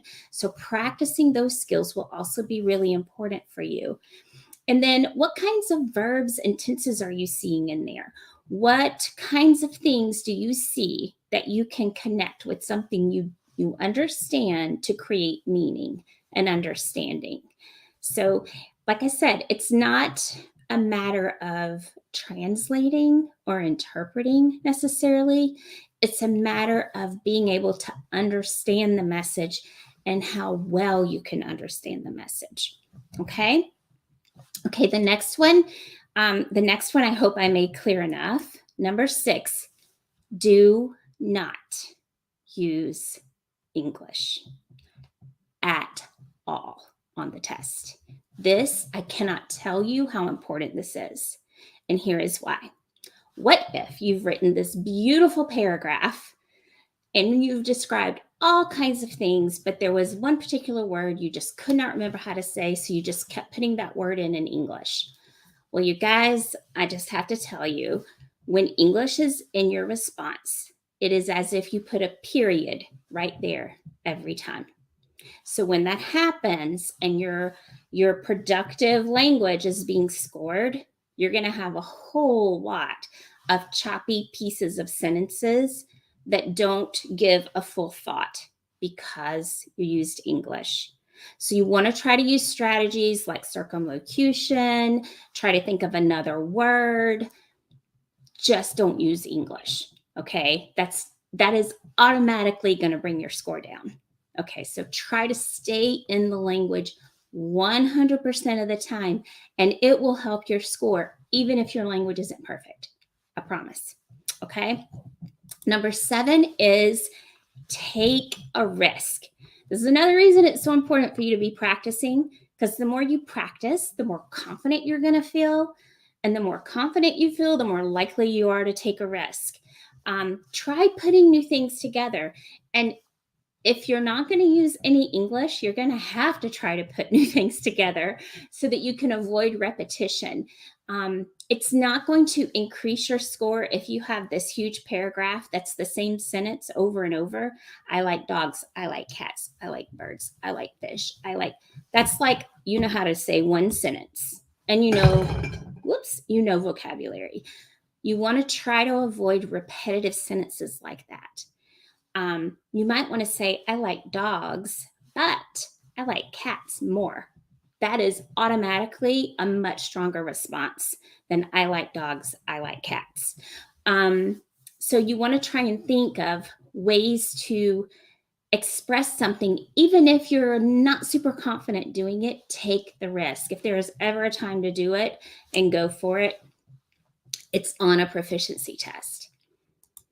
Something else that will probably be helpful for you is if you take the sample test. So I don't know, Hunter, if you or Linda can plug in this link into the chat as well, but we have sample tests on our website. Now, it's important to know you're not going to get a score back on the sample test, and the sample test may actually feel a lot harder than the real test is going to feel, and here's why. The real test is, as Aziz shared, adaptive. So it's going to try and find your ceiling level and it's going to find your floor level so that it's showing and prompting you and giving you things to do that are in the range where you can show the best of what you can do. The sample test is going to give you a sampling, right? So the real test is going to bring out a platter for you of a lot of things to try, and then it's going to figure out, oh, you have a sweet tooth, so it's going to give you things that are sweet to eat to see what things you can do the best, right? The sample test is just going to bring you a platter and give you a sampling of everything from novice all the way to advanced. So if you get into an area on the sample test that feels really scary because you don't have a clue what is written, it's okay. That doesn't mean you're going to see that on the real test. It's just to give you an idea of what you will see and what the questions are going to look like and feel like, okay? So the sample test is good. It's a good way for you to kind of get a feel for it. Okay, so in review, practice, practice, practice. Practice all 4 skills. do the self-assessment and set some targets for yourself, and then really target those things. We also, as Aziz was saying, as you get feedback when you take the test, we have some guides on our website. One is called the Power Up Guide, and the Power Up Student Guide is going to give you a description of the things that you can do at each level and the things you need to practice to do at the next level so you can level up. That particular guide, and I know I'm like asking you to do all this stuff, Hunter, but that guide, and I can post it later if you don't have the link to it. That particular guide is a really helpful thing to use if you want to know what to practice. And I know one of the comments there is about helping students prepare for the exam. That particular student guide for the Power Up Guide is gold, because if you do the self-assessment and you determine you're novice mid, you can look at novice mid on the guide, look at what it says you can do, and then look in the next column and it says, if you want to power up to novice high, these are the things you need to practice, and it will give it to you. Okay, so that's a really, really helpful resource if you really are motivated and want to do this. And then, of course, practice, practice, practice in all 4 skills. Don't use English at all on the test. Take a risk. And don't forget to do the self-assessment as well, so that it can help you set your goals for what you want to practice. Thank you. You guys are awesome, plugging those guides in there. Okay, so we have one more slide, and then I'm going to look at the questions. Aziz, do you want to take the last slide? I think you're muted, my friend. Sorry. Yep, of course. So yeah, I mean, at the end of the day, there are benefits gained. Once you, whether it's from the starting point, you know where you're at, and then you want to improve, it's driven by your own passion towards your language that you're learning, and then how you want to function with it afterwards. So of course, when you start, you're going to set your targets and achieve your goals. And then the second step will be getting that credential. Show the world how and why and what language you're speaking. And then, of course, prepare bilinguals to be global citizens. At the end of the day, when you're bilingual, you're familiar with a different culture. And then when you're that, you basically can function just fine with around people in that particular culture that speaks the language you speak. So it makes you more humble, of course, and then at the end of the day, able to just function fine around people in that area. But yeah, these are the main benefits gained. And of course, to add to this, you'll be able to get jobs, college applications. It makes it a little bit easier for you. But just like I said, from my work with HR managers and all that, there are a lot of people headed towards that direction of, yeah, we want to make sure that this person actually speaks Spanish, because we want to pay them more. Because at the end of the day, it's employee retention, and it's really critical for that particular institution. So it's a lot. There's a lot more into it than just a test, of course.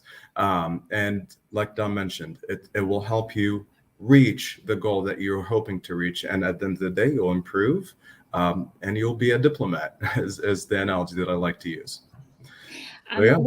One thing I'd like to add to what you just said, Aziz, and thank you, Linda, for responding to that question. I appreciate it.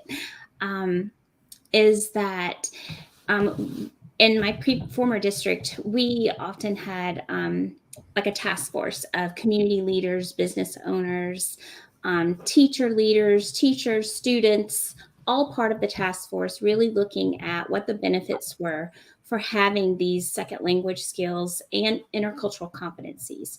And one of the things that we heard loud and clear over and over from our business owners and community leaders was that if they had a choice of who to hire between someone who spoke another language and had those intercultural competencies and someone who did not, overwhelmingly, they all said they would prefer to have someone who has those skills. I mean, for us as language people, it's a no-brainer.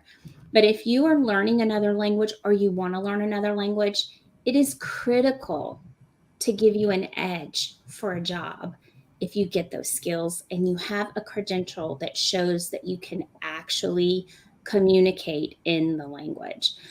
There's so much that you learn when you're learning another language that goes so far beyond the language itself, about communicating with people and skills in general. And so I can't encourage you enough. If you take the test, you decide that you want to keep going, don't hesitate to keep learning, keep on that journey and take it again. You can credential up, you can level up in your credential. Just take it once. You may take it in high school, you may take it again in college, or if you're an adult learner and you're applying for a job, you could take it when you start the job, and then maybe you want to raise. Maybe you could show them a new credential that you have that makes you an even more critical employee to that organization. So it's just really such an incredibly vital skill in today's world. And the SEAL is such a huge part of giving you the confidence to go for those positions and get that pay, but also get that position that's fulfilling because it's meeting the needs that you have to be anywhere, from anywhere. Okay, do we have any other, I'll stop screen share. Do we have any other questions from anyone out there?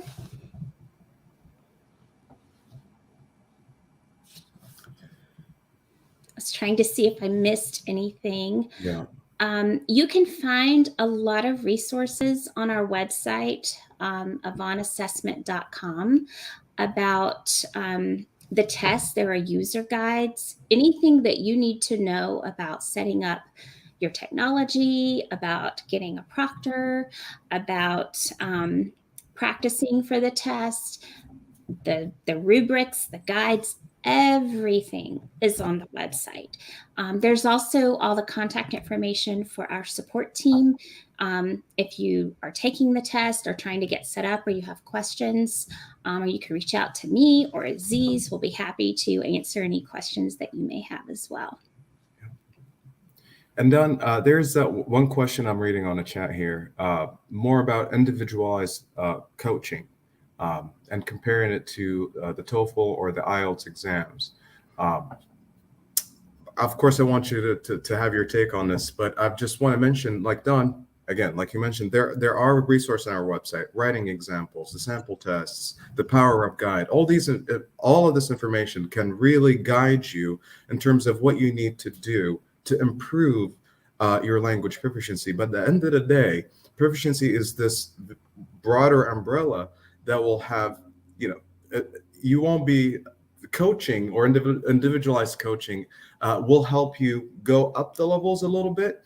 But in terms of what can you do in terms of actually improving your language proficiency is basically what Don just talked about, is trying to use the language, take risks, not use English, try to engage, build confidence, and all that stuff.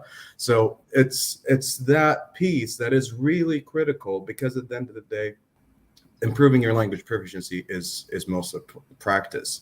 Whether you want to do it in a like one-to-one sort of situation, or you want to have the student take their own sort of habits in terms of improving their language proficiency. But yeah, I agree, Aziz. We don't really do the language teaching end of things here. We do, in our professional learning, help support teaching and help support the learning process and the learning experience. But if you want to practice in the language itself, that part of it is not something that we do, but we will test you after you've had practice. So we can help with that. So I don't know if we have any other questions. I will say that I do want to thank everyone for coming and joining our session today. And thank you Linda and Hunter and everyone at the Global Seal for having us. It's always a joy to be able to support this initiative. And I think that this is such important work. And I'm just happy that you all came and watched today. And I hope that you have the best experience ever taking the test and that you reach the goal that you have set in mind.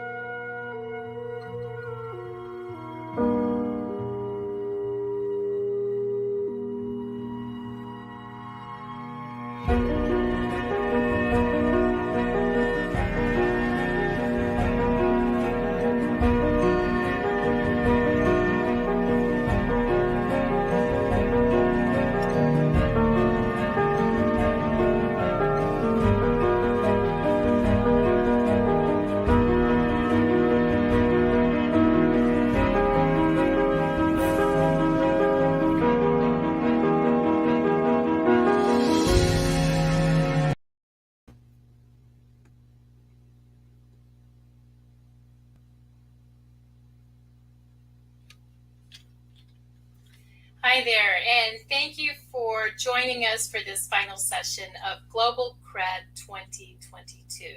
So it's been such an exciting day. I've learned so much and just been impressed by the number of bilinguals and multilinguals that we've heard from. And we hope that it really has shared for you just the importance of what we do as language learners, as language educators, but also the value of documenting those language skills for our next steps.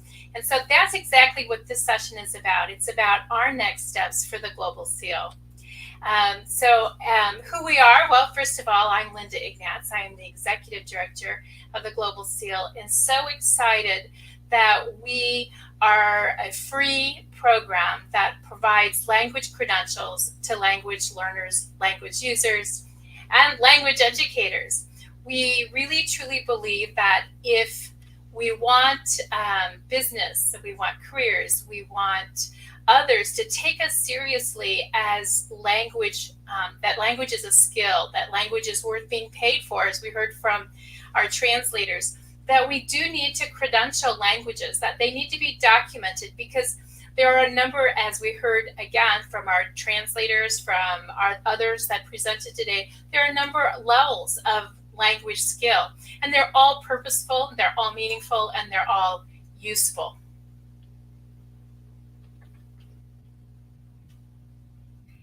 And it's truly important then that we think about that in terms of what we do. And so here at the Global Seal, the pieces that were most important are important to us. Our mission is that we support learners as they level up their skills, as they improve, whether it's reading, writing, speaking, or listening. And then we provide resources to help them do exactly that. Resources like today's session in Global C.R.E.D 2022.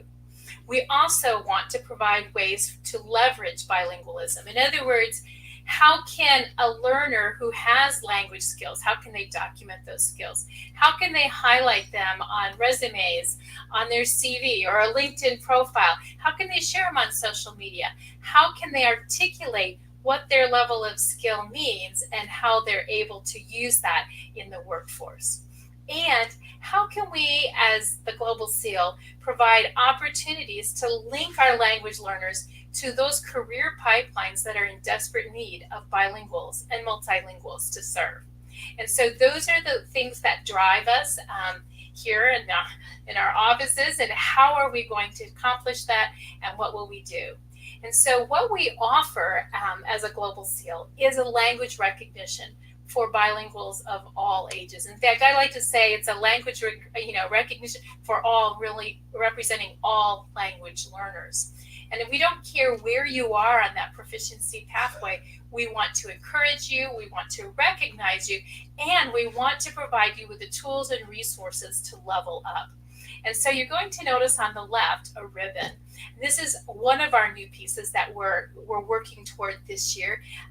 We'll be launching hopefully by spring, is a way for you to recognize your language learners on the pathway to a Seal of Biliteracy. So those students that might be in elementary programs or middle school programs that haven't quite yet reached the Seal of Biliteracy criteria, but have language skills that you want to encourage, that you want to recognize, and you want to keep going, you're going to be able to be excited about that particular program. You'll also notice that we offer 3 levels of language certification, and each level is meaningful for different purposes. We offer our functional fluency, which on the ACTFL scale would be at the intermediate mid-level. On our CEFR scale, it would be at the B1 level. And you'll notice that if you look closely, each of these certificates would indicate which kind of test, which scale you was used to certify your language abilities. Our next level is working fluency. That credential is at the advanced low level, that level where you begin to really use your language in the workplace, or the B2. And third, we have our professional fluency at the advanced high level on the ACTFL scale, or the C1 on the CEFR scale. To learn more about our programs, to learn more about the qualifying tests, to learn more about what each criteria means, what each level of fluency represents, and what that person is able to do, please check out our website at theglobalseal.com. When we look at the program, we have the 3 levels of credentials, and how might you earn them? Well, we do. Our most common application is a group, so a school, an organization, an employer, or another entity applies on behalf of their candidates. There are no age limits for this requirement, and another application possibility as an individual. And that in the case of an individual, the test company would apply or send us your scores. And this is applicable to students in middle school, high school, university, or through adults. Secondly, we encourage you to level up. We want you to earn multiple levels of certification. We want you to continue your lifelong language journey. We want you to add a Global Seal in another language, a third or a fourth or a fifth. In fact, one of our previous Global CRED presentations by Megan New was at 16. She had already earned 4 different Global Seals of Biliteracy, and we want to encourage that. We celebrate that. Third, that each Global Seal certification was earned through testing. Those language skills, speaking, listening, reading, and writing were measured either on the ACTFL or the CEFR scale as being at that level. And third, and finally, it's not third, that we have those free credentials in over 130 languages. And so we really encourage you to get on board and find out your level of language proficiency, however you apply. A little bit more information about where we are. The Global Seal has been issued in 48 states, as well as the District of Columbia here in the United States, where we're located. But you can look at this world map and notice that we've also been issued in 6 other countries. You'll notice the gold are where applications have been submitted, and hopefully will soon be receiving their Global Seals once we receive their testing information and the candidate sheets for those students that were submitted. So again, it is a Global Seal, and it's something that we think is important all around the world, as we've heard from our different presenters, whether they were in Hong Kong or Barcelona or here in the US today.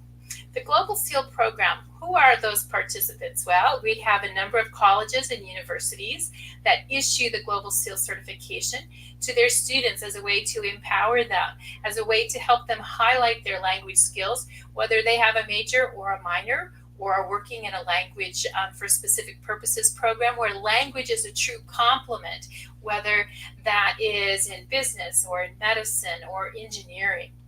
We work with a number of online and study abroad programs, so programs that are serving language learners and language students outside of a traditional classroom in an online or digital or study abroad live experience.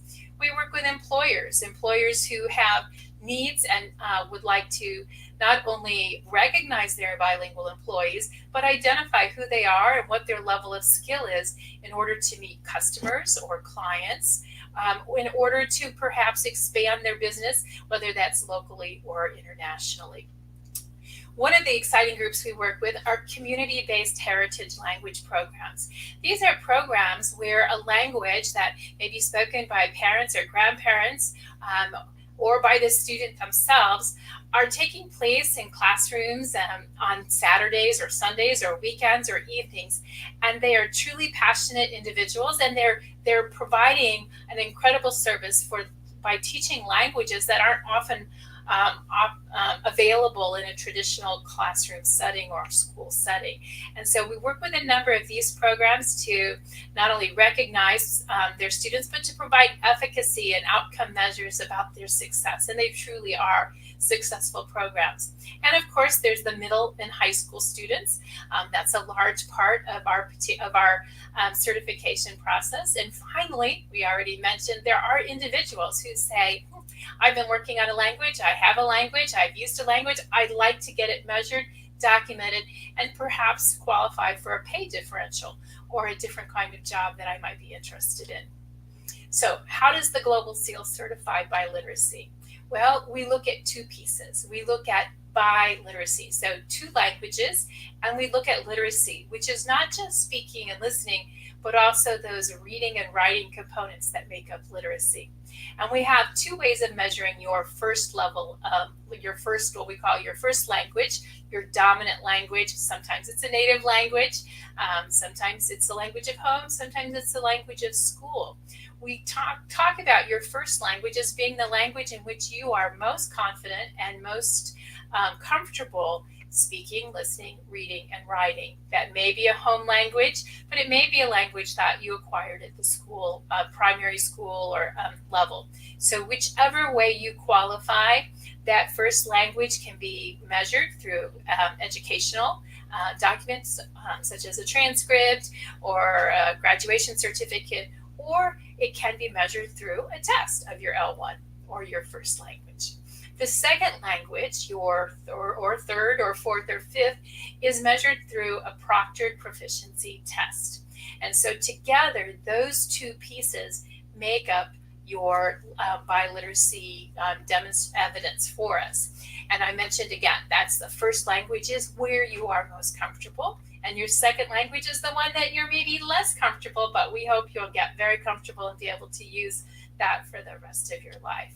And I mentioned the Global Seal can certify in over 130 languages, and that's pretty exciting. This is what our certificate looks like at the working fluency level. So you'll notice that, as I mentioned previously, the testing scale used for this certificate in this case was the CEFR test. And so this particular one would then indicate your first language and your second language. It also would provide the name of the issuing institution, whether that was a school or an employer, a university, or an organization, your country or state, and there is a unique serial number, which we think is very special for a lot of reasons, but most importantly, because it makes your transcript, or excuse me, your credential transcriptable. It makes it easy for you to share your information digitally about your language skills. And of course, each level has its own embossed global seal that indicates whether you earned your certificate at this functional, working, or professional fluency level. And we want you to share your skills digitally. So this is an example of how a global seal can be recognized under licenses and certifications on your LinkedIn profile. This is something increasingly students are using, not just to look for jobs in the workspace, but also as a part of their high school sort of package or portfolio for college admission. And you'll see that you can earn more than one global seal, as indicated on the left by this student, Annabella, who earned her working fluency in Spanish and her functional fluency in Chinese. And so again, we see this as an increasingly simple way for you to leverage and share your language skills and make them important. They are not just an award. This isn't just an honor. This is truly a working certification that is something you can use in the workplace. The Global Seal also provides resources to help you grow your language programs. If you have a program and you're working with a Global Seal of Biliteracy, we provide you with this free digital badge where you can display on your website and promote the program. We provide text that can go along with that, so it's easy for you to describe what we do and how the Global Seal supports your program. Secondly, we have some celebratory swag. We have pins as well as medals to recognize students and to provide them with a way to sort of celebrate and share their language skills, whether that's at a ceremony or celebration such as graduation, or every day to the work. If you're, for example, as an employer and you want your employees that have language skills to be noticed and to stand out, suggest the little lapel pin is a great way to recognize them. And we provide research. We provide articles as well as research studies that have been done both on bilingualism and language in the workplace. So we really, truly want to support your programs in any way that we can. We also work very, very hard to provide resources to support your learners. Your learners are who we care most about, in fact. Global C.R.E.D. Is the event we're participating in today. It's designed primarily for our college and career-based learners as a way to provide them with information as well as opportunities to link to careers that would enable them to use their languages. Our Y.C.R.E.D. is a program that focuses on our youth. It's why get language credentials? Why study a language? And we provide lots of exciting programs to support our younger language learners. And again, these provided both on demand as well as similar today, the live stream programming. We offer a free self-assessment. So if you are not sure if you would qualify for a Global Seal, or you have students who might be a little bit timid and not sure if they should take the test, provide them with this free, very easy tool to reflect on their language skills based on the can-do statements in terms of what they're able to do in the language. And it's adaptive. So if they answer questions that are pretty easy, then it's going to jump up to those higher levels of questioning. And it's available in all 4 skills and all 3 modes. And lastly, we do fun things like Global Connect Day, where we connected 1,000 schools around the world to individuals that were native speakers of the language that they were learning. And we provided some fun resources like this I'm bilingual sign in multiple languages. So how are we doing? Well, our top 5 states for 2021, we want to recognize them today, were New Jersey, New Mexico, South Carolina, Indiana, and Ohio. Our top 3 countries are, the cumulative ones ever since our beginning. We would still put New Jersey in number 1, New Mexico number 2, but Ohio, Indiana, and Oregon are our cumulative top 5 states. And we want to recognize our top 3 countries. So the United States is where we have issued the majority of our Global Seals, but in second place, Taiwan, and number 3, Mexico, working with the Mexican Department of Education there. So exciting.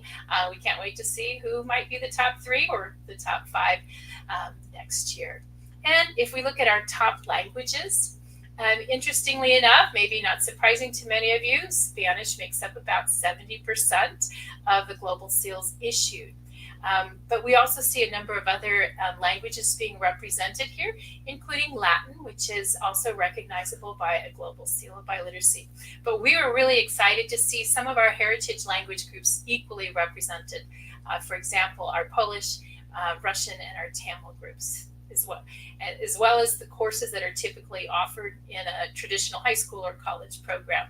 In 2021, our top first languages spoken were, as you might expect, based on what you just saw with our top 3 countries, English, Spanish, and in third, Chinese.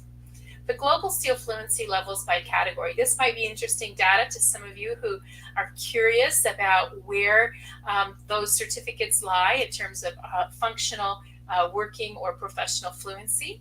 We'll notice that at the middle school level, the majority of our recipients are qualifying at the functional fluency or that intermediate mid-level of language skill. But that begins to change at the high school level. We see 15% are qualifying at that working fluency, at that advanced low. These are incredible students to go chase after. If you're a university listening and you're wondering how to fill your upper level division courses, here they are. It doesn't change an awful lot at the higher ed level. It shifts, but we do begin to see professional fluency being issued, especially to those students who perhaps are heritage speakers or who have had a study abroad experience. And then it changes when we see our working adults that are using language on a regular basis, that it's not quite half-half, but it's getting close. And we see again an increase in those that are using language at that upper proficiency fluency level of certification. And so just kind of share some highlights from last year with our Global Y.C.R.E.D event for youth. We presented live streams in 7 different languages. Very exciting: Spanish, English, French, German, Chinese, and we had a mixed live stream with a number of Slavic and Eastern European languages that we were really excited to include.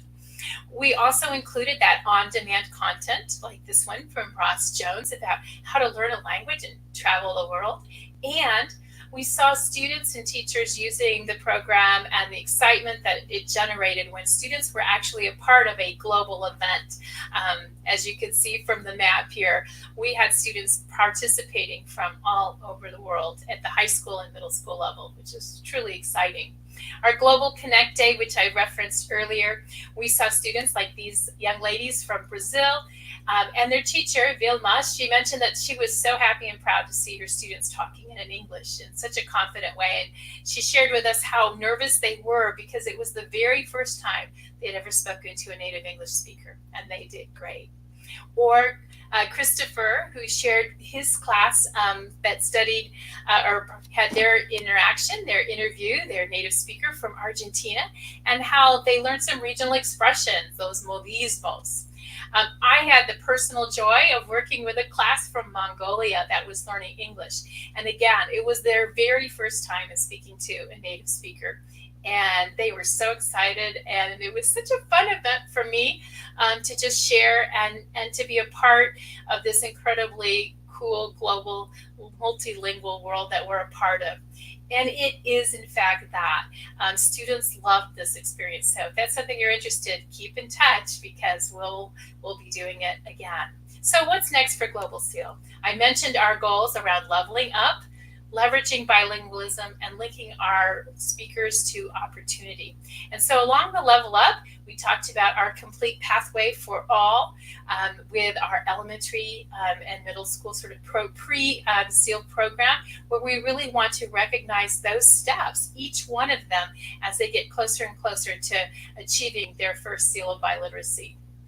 More importantly, for those of you in the college and career space, the opportunity to not just share your serial number on a resume or a LinkedIn profile, to actually share your digital credentials, your personal language profile, which our recipients will be able to create and then share both with an employer or as well as in social media what they have been able to achieve.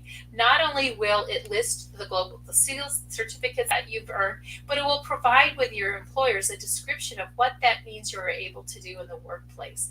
And you'll also be able to create your own language journey story. So you'll be able to share something about what your language means to you, how you've used it. You could highlight courses that you've taken, a study abroad experience working with an NGO, a personal home heritage language story, or a travel experience. And so you'll be able to share not just the credential, but the story behind them. And we want to think about how we leverage other areas. First of all, the teacher pipeline, where we know that we are very much in need of teachers with language use, language skills, whether they're in a language classroom or a dual language program. So that's an important piece for us. We want to and plan to continue to work on ways to further support heritage language programs so that those students are equally recognized and their language skills are documented. They represent a number of those smaller languages that Steve Levine was sharing with us earlier. We want to expand the opportunities for English language learners around the world to have documentation where English for them could be economy, really a way for them to leverage their skills for job placement. And so that's really important to us to use language document certification as empowerment. And last of all, we want to continue to support those independent language learners that, for whatever reason, are no longer in a language classroom, but really want to continue their language skills and being able to support them through documentation and certification. And lastly, linking to opportunity. For our Global C.R.E.D event, we had an incredible college fair where our collaboration was with a number of over 50 higher ed universities and colleges and their programs.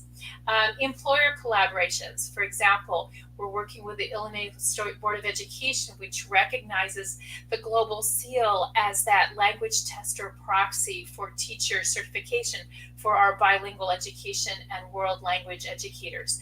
And lastly, we're looking at other kinds of international collaborations where we can truly support those programs where language certification will make all the difference.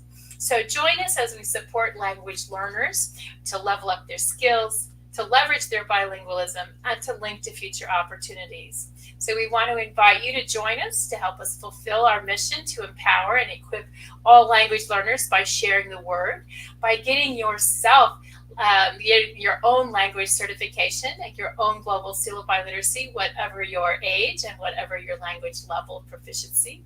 To follow us on social media and share some of those opportunities with those that you know.